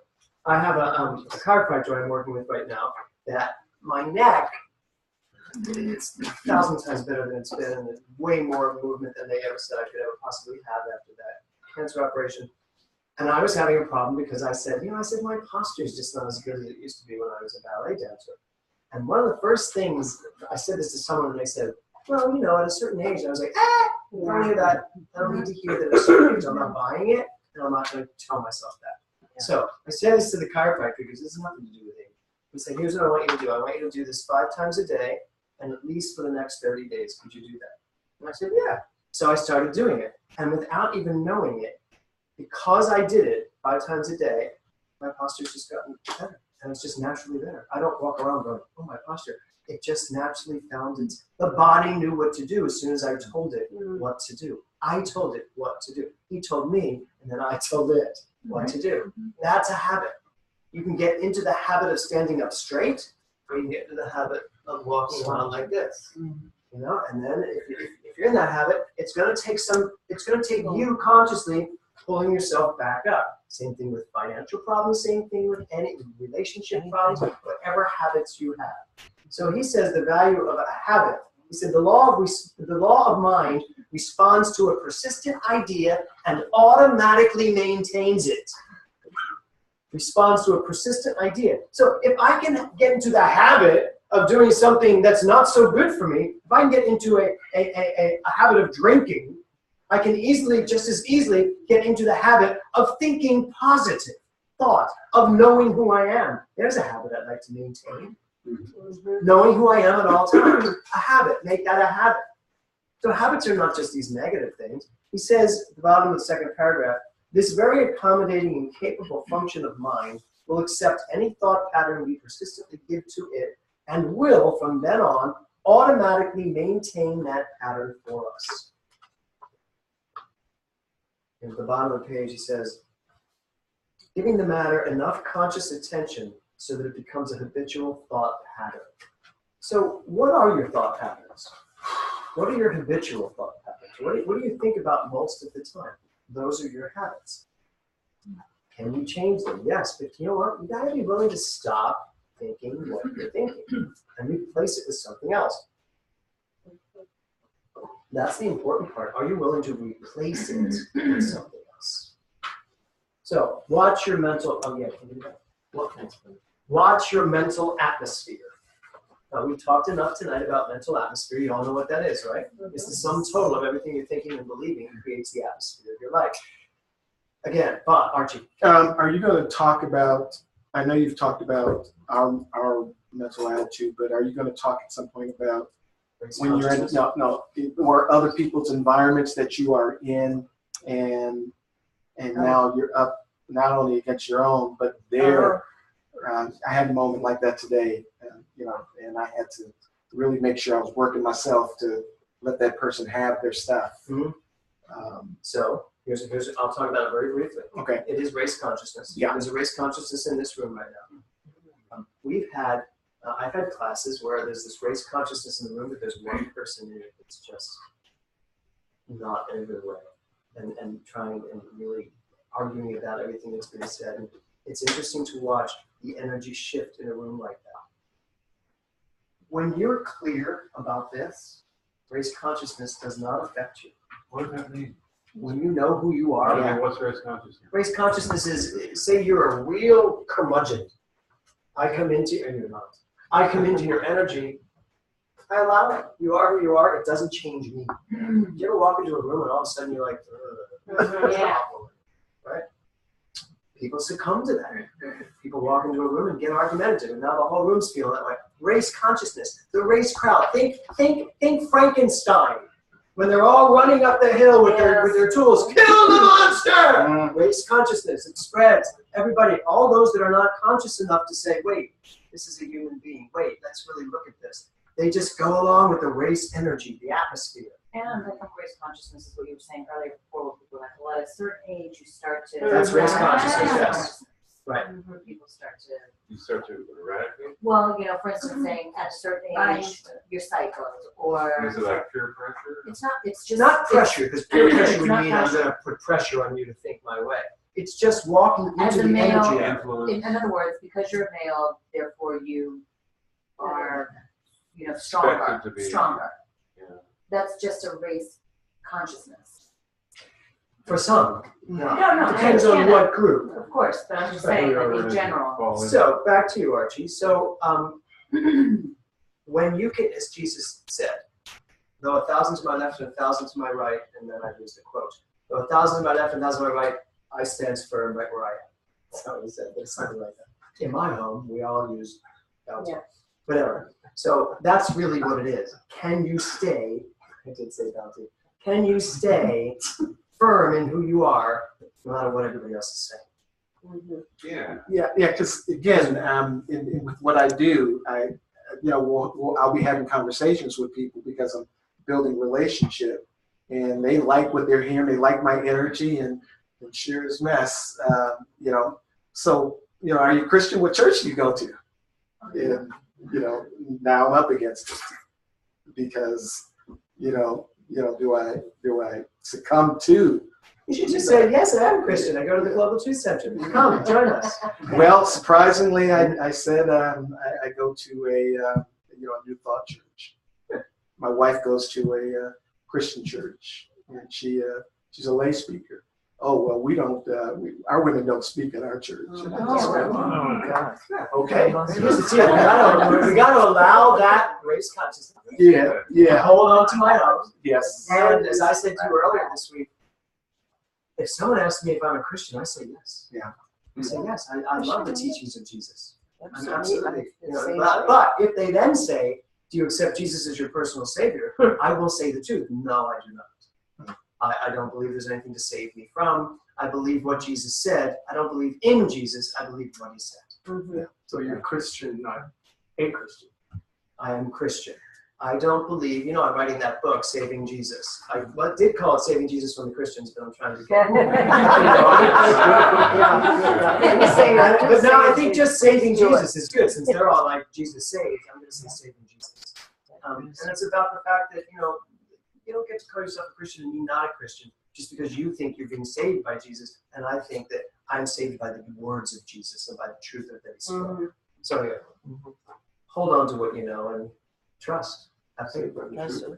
Okay, moving on. Your mental atmosphere. Mind responds to mind. Intelligence responds to intelligence. Yes. This atmosphere is the sum total of the way we allow ourselves to think and feel. Scientists assert that in only 11 months, all the cells of the body are made new. Wow. In 11 months, all the cells of the body are made new. Now, to my knowledge, I believe science has changed that to 7 years. Years, yeah. 7 years. This was in 1957, 59. So they might have thought it was 7 months, but I really think it's 7 years now. But I didn't have a chance to look that up. You can look it up. That's what they, yeah. And every 7 years, your whole body has changed. Every cell of your body has changed. Okay, so on page 19, because of this principle and our understanding of it, we can keep ourselves well, happy, and free of disease. Or if we have become ill, we can bring about the necessary healing. If the science of mind did nothing else for us, this alone would be an unspeakably great blessing. Here's why I wanted to read that to you. He doesn't say here, if you are sick, figure out what you did to get sick and don't do it again. He doesn't. He just very easily says, your body can heal itself. And if you happen to be sick, know that your body can heal itself. So it's not about, we don't have to get all wrapped up in this whole thing of, sickness is bad, it means you're not a good religious scientist. How did you create that? It's not about that. You do what you do, you live the way you live, you create what you create. If something shows up you don't like, you have the power to change it. That's what this is all about. Expanding our perspective. Let us remember that we are definite, distinct, and particular expressions of God, individualizations of God, and have access to the whole of God, wisdom, and power. Your thinking is the creator of your experience. Now, backing that up, your thinking comes from your beliefs. The unlimited universal mind in you, as you, thinks and speaks and creates your good through you when you are wise enough to permit it to. This whole night has been about you taking the initiative to start using your mind in a better way. Start thinking a better way. Start speaking a better way. Examples of right thinking. I love this. The British Medical Journal has said there is not a tissue in the human body wholly removed from the influence of spirit. On the bottom of the page, the law of mind in action manifests for us the beliefs we speak into it. When we understand that there is a definite law with which we are working, it is much easier to have the faith required to bring healing. And then I love this, top of 21, it says, the real I is God in us. That's like as close as you can get to saying I am God. The real I is God in us. Ideas for you to use now. Second paragraph. Night and morning, try to set apart a time in which to be quiet, to commune with your real self. So I have a question for you. What is, I'm going to ask you, Sandy, first. What is your real self? You know, people say, oh, come on, get real. I don't know that that's what we're talking about here. What is your real self? My true, authentic. So what is that? It's difficult to explain. There's so many levels to answering it. It seems to come out as simply to answer it. Okay, that makes sense to me. Anybody else? I haven't asked you anything. What is your real self? Well, the real self, I believe, is the recognition of the one, right? Which would be you. But then again, I would say that even the illusion of not being the one is my real self too, because that teaches me to recognize the one. It's kind of like a flip. Good, thank you. That you just took me right into my answer. Okay, because that's very close to what I wanted to say. We have to stop. Dinner was good. Thanks, Dad. We have to stop thinking that the real self is something other than what's sitting in that chair right now. We have to stop separating ourselves from our divine self and thinking that the real self is this. And boy, do I fall short of that. Right? Because, as you just said, right where I am, consciously, I know there is a higher level of me. There is. Isn't there a higher level of every person in this room? Don't you have a higher level of your living, of experiential? Don't you have a much bigger understanding of who you know you expect to live as maybe in 2 minutes? That's what we have to know.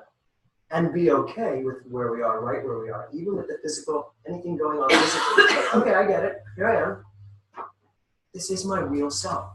Because I have to know my real self is accessible right now, exactly the way I am, as I am, who I am, with all of my foibles. I can't really use a word like foibles. With all of my things, right? So, do y'all get that? Staying away from this concept of something that is high in the sky, hard to access, something I have to become someday. Yeah. So I like the idea of spending some time every day just getting in touch with where am I right now? And what do I know? And that's really taking it in step 1 and step 2. Okay, so he says, merely see to it that there is no physical discomfort while you attempt to direct your thinking. Do not ask for things or conditions, but name them, accept them as already belonging to you, and give thanks to them. Next thing is be persistent. And I know you've read all this, but I'd like to just read number 3. Universal mind answers to your mind. Mind creates for you according to the pattern you make for it.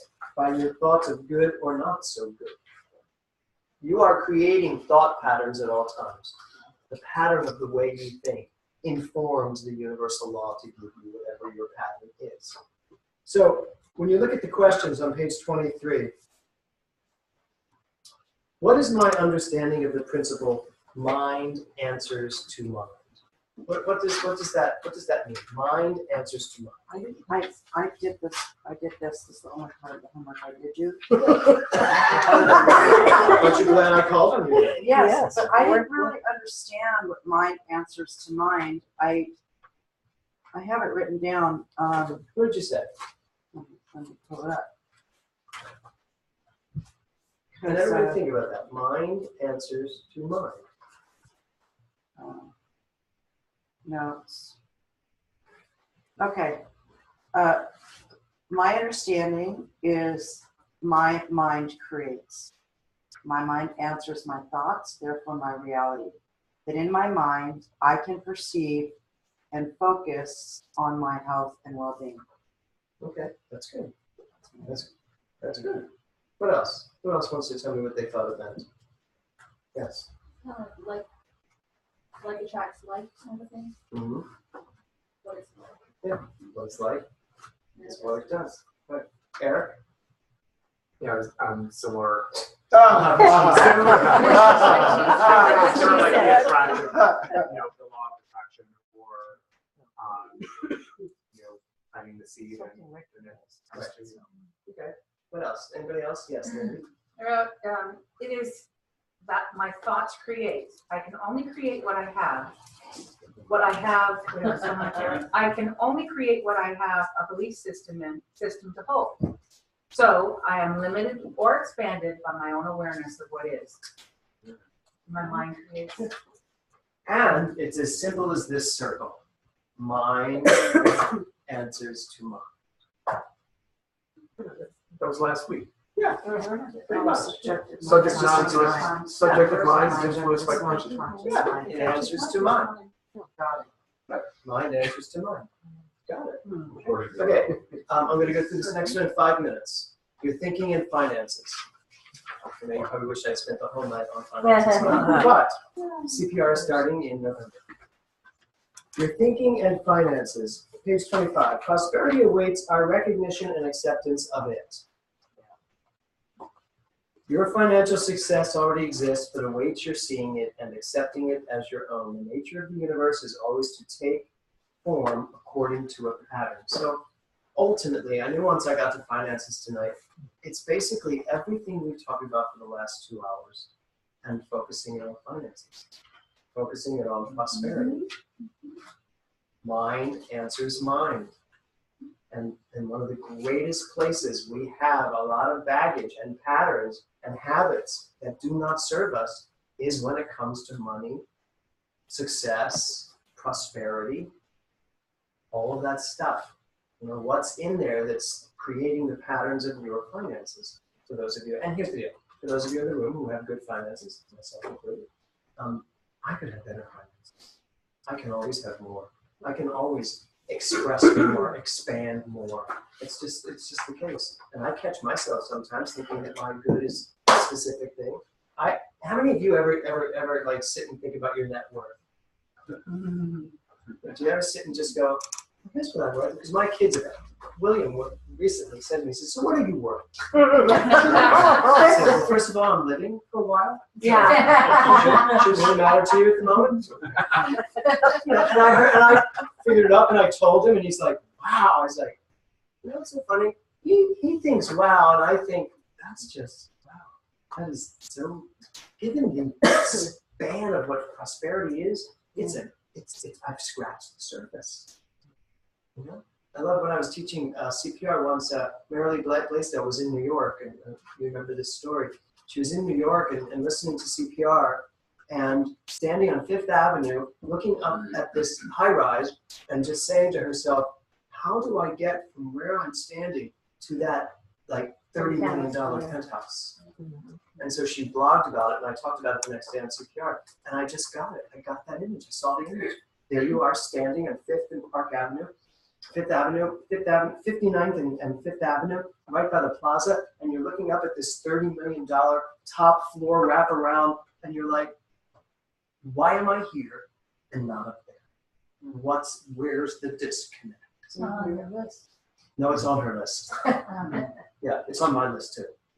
So that's why I'm saying I can have a lot, but I can't go buy that $30 million house, that $30 million apartment. Why? Well, he tells you why. Because somewhere along the line, I have not built that pattern. I have not accepted that as the truth of who I am yet. So on page 26, through our belief and conviction, we provide patterns for the manifestation of law. And I love this thing about you have a bank account. I love this thing when he said, if someone gave you, he said $1,000 was back then, that was probably a lot. Yeah. If someone gave you $10 million and put it in a bank account and you didn't know it was there, you couldn't access it. Yeah. That's who we are. We don't know it's there. I don't know that $30 million check to buy that apartment is already there. I don't know the bank account exists. And I do. I really do. Yeah. I feel like Sally Field. Yeah. I do. You like me. So, everything including money is spirit, mind, God, visible or invisible. Do you get how simple it is to move from lack to prosperity? It's that simple. It's mind. It is only mind. That's it. But first you got to believe that it's only mind, because that's the first belief. Correct? You're doing it now. I'm doing it. And you're maybe going to get to this, but so this is the challenge that I'm working through. And he talks about it on page 28. First you must believe consistently. Secondly, you know you have the right. So, but ultimately, he does say, and this is where the few times it's mentioned in a lot of this, I don't know, good thought, but this secret and all that stuff. You got to use every bit of your knowledge, initiative, and skill to take action. Yeah. Yeah. So this is the piece that makes me kind of Can't lay in bed and accept right to that. So yes. So believe your good is available now, not later. Got that. Make your foundation solid. That's on page 28. Expectancy. We already talked about true expectancy. The activity of the mind, the action of the mind. I think what he's really talking about, action. We get confused that action means we have to go do something. Action is activating the mind. Activating the mind, staying so at the gateway of my thoughts and my beliefs that I do not allow anything other than the truth there. And when I stay active in mind, really consciously active in how I think and what I believe and what I know to be the truth, then I will take every step necessary because I will be led that direction. Okay, that's the action he's talking about. We think it means, oh, go buy stock, go invest in this, use your money. No, and all that's fine, and I've taught those classes too when I taught the energy of money, but ultimately, none of that stuff works. Diets don't work. People that keep trying to lose weight, diets don't work when they don't know who's dieting. We're trying to change the body. The body only changes in direct manifestation to the mind, which is why I'm teaching that class in January called BODS, Being Our Divine Selves. It's not about losing weight. BODS. Isn't that great? I've taken the back of the Science Mind magazine. I think it's an enormous class. It's a 15-minute-a-day class. So, but that's the way it works. Because we're not willing to take to be active in our minds. That's what I think he's talking about. Make sense? Well, yeah, in the sense that, okay, you're saying if I really am active in my mind, then I will take concrete steps in the real world with real things. It might mean investing in stocks. Very much so. Selling an idea, but okay, because that's. I bought this building 12 years ago with no money, nothing. I had nothing. Kevin and I had no money to buy this building, but I was led, and I put together a plan. I took it to the city, and I said, the building's about to go bankrupt. You're going to lose it. I can save it. I can turn this building around and turn it into an amazing, successful building. And I said, here, have it. Gave me 0% financing on all the loans. Nothing. I put nothing down. Nothing. Wow. And I walked away owning this building, and then turned it into this, and I know that's because I would not accept no for an answer. Was that pre-NoHo or was that? That was right when we first were here, right, Cressa? It was not pretty. I know, but I mean, NoHo became, was it a dozen years ago? Yeah, it was 12 years ago. Yeah. James did that. There are people that say, Kevin and I literally, we sat down here, turned this building, this gorgeous building, and everything started changing around us. I believe that. Sorry, Eric. I keep going back to the comment about, staying on Park Avenue or whatever and looking up. And for me, how do you get there? It's as simple as take the elevator. It's like an activating, it's like you've got to activate the button to elevate your mind, but it doesn't need to be a difficult process. You just need to acknowledge, connect with it, participate, and then let it be done. It doesn't need to be difficult. It's all about activating. I so wish I had thought of that. See, you didn't do your homework, but you did good there. That was perfect. You made up. Yeah, you didn't do your homework, but you just got No, that's great. I love that. That's a great, it's a great analogy. Because by activating doesn't necessarily mean it needs to be a difficult process. No, and it doesn't We make have to things be. so difficult. Yes. By knowing the truth, you just need to It doesn't participate. have to be difficult. What I loved about what he said is it doesn't have to be difficult. And sometimes when things seem impossible, we get the belief system, well, it's going to be hard. Yeah. And page 29, expression through service. This is all about you giving. Yeah. Here's the other thing about finances. So many people think that they can't give until they have more. The whole concept of tithing is you're giving 10%. You get $1, you give a dime. $100, you give $10. I tithe 10% of everything that walks into our door, Kevin and mine. Just goes right out. Most of it comes here, but when I get a something big happens, I'll give some to Rita and Patrick or Jonathan, send it to my friends. Archie, can I say this? Archie. All right. Archie paid to have all these rugs installed. Oh, yeah. This is all new rugs. Yeah, they're very cushy. Because when the budget came in for the rugs, I was like, well, there's the budget just for the rugs. How are we having them installed? And he stood up and said, I'll install it. And he didn't do it himself. He would show up. He paid for them to be installed. So, But I also say this. I happened to be in the room where you said, I really need to get this changed. Yes. And I heard it and I went, oh shit, I guess I'm the one. I'm just telling you, I was in the speak. And you know what? Sometimes you just need to speak the word. Yeah. That's what I was trying to say. Yeah. I'm tired of our children falling on these roads. Yes. But I also like what you just said also about you can't wait for the finances to be perfect, and I'd be lying if I didn't tell you that it's not like I'm not struggling on other stuff, but I can't wait for it. I just have to. I already know that it's appearing. It's already appeared. I'm just trying to pay attention. And that's what he says. He says a rich consciousness. Yeah. Yes. What follows a rich consciousness? A rich experience. What follows a scared consciousness? A scared experience. Yeah. What follows a lack consciousness? A lack experience. Yeah. So he says, whether your funds be great or small, you need to get all possible pleasure and satisfaction out of them. Can you enjoy your life no matter what? No matter what, Dr. Tom Costello. And the answer has to be yes. First, be rich in consciousness, he says, and have the feeling of abundance. I defy you to really, really walk down the street or walk into a beautiful garden and not feel the prosperity of life. But we don't. We walk into a garden thinking about our problems. And we don't even see the garden. We're just walking through the garden thinking about our problems. And we miss everything. I always talk about that story of Nora coming in and screaming at me, Dad, you gotta see this, Dad, you gotta see this. And I'm like, honey, I'm busy. Did I tell you this last week? I feel like I just said this story. I'm like, honey, I'm busy. Didn't sound fast from anyway. And she's like, Dad, no, you gotta see this. And I literally was busy.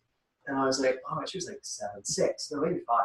And I was like, what? And I run out, and she says, look at that flower. It wasn't here yet.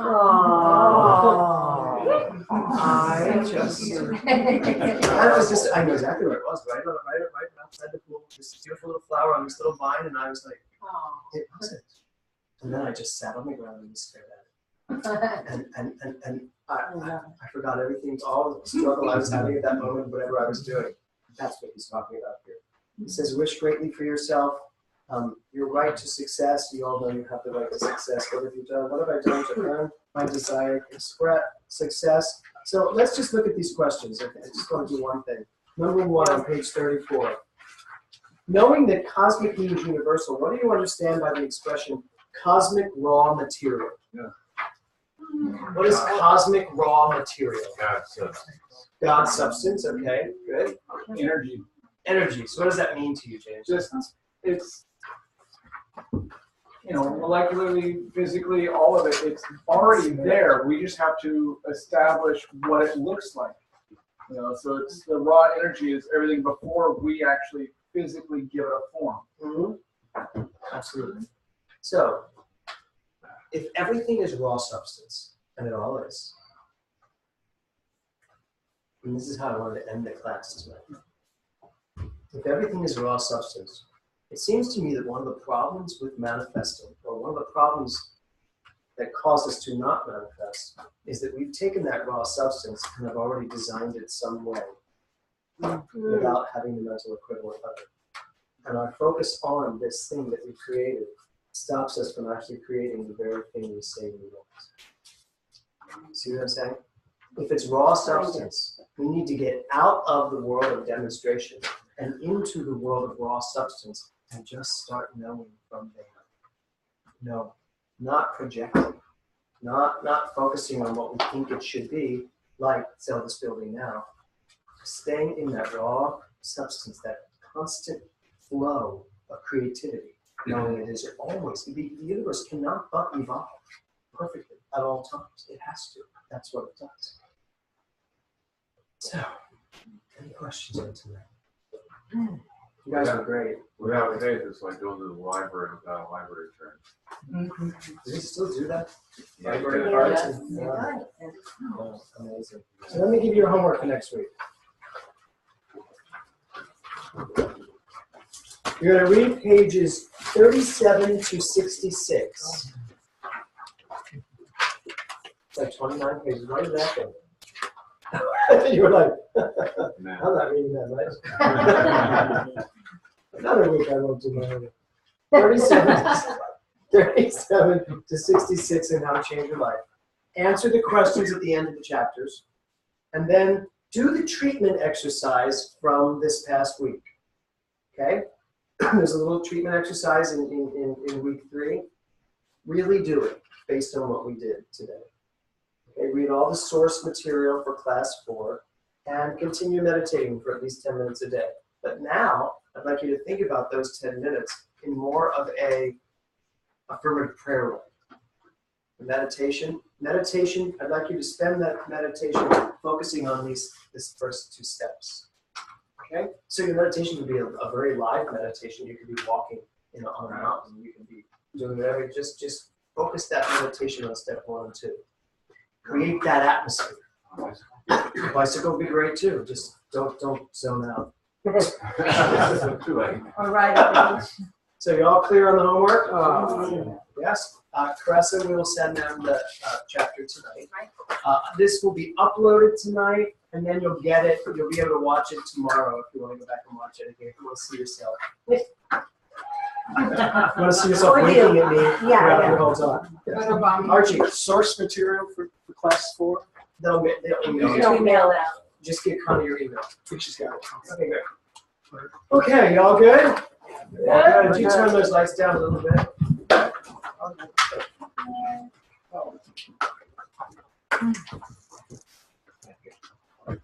Okay, so let's all take a deep breath. Did you hit that music too? Good job. Could you put pink gel in? Big gel. It is a pink gel. I hate to say it's a pink gel. So let's take another deep breath. Step 1, recognizing that this infinite universe, this creative impulse that literally teases the life out of me at every moment that I am aware and recognizing of it, That is all there is. There's nothing else. God, in all its splendor, knowing itself as me, through me. I am that which thou art. I am that present, that divine, infinite creativity, that impulse of the universe as it impulses through me. I know this about myself. I know this about every single person in this room, online, or any person that will watch this in the future, that every single eye that is set upon this, every ear that hears and knows the truth that right where I am, God is magnificently expressing. And so as this divine substance, as this perfect impulse, this perfect idea realizing itself moment by moment, perfectly unfolding and evolving, I know that this night has done its perfect work. That which needed to be heard has been heard. That which needed to be questioned was questioned. The answers came flowing. The questions and the answers all being one and the same thing. And I give great thanks to Dr. Ernest Holmes for distilling such a logical science that allows me to not only know it, but to use it, to embody it, to be it, the very thing itself. And I am so grateful to every person in this room who brings such life and such immediacy and such presence to this work. Oh, so that gratitude, as it overflows from me, allows me to step out of this moment into the next. And as each one of us walks out of this room and into our night, as we lay our heads down on our beds, on our pillows, we know, each one of us in our own way, that life is not only good, life is radiant and brilliant and expansive and unlimited in scope. And I know that tomorrow, as tomorrow comes, it is a brilliant day to wake up and just be. And so I know life is good, and I am good in it, and so is each and every person here. Beyond limits, that is who and what we are. And so I just say yes, yes, yes, and more yes. And I just let it be so. As together we all say, and so it is. So it is. Okay. Yay. Good night, everyone. Good night, Francesca. Good night, Sean. Good night, Joseph. Good night, Mari and God. And your ringtone is perfect during the day. I thought it was like that simple piece. Yeah, yeah. That was so nice. You know what I found out? It was so funny because I go, oh, this.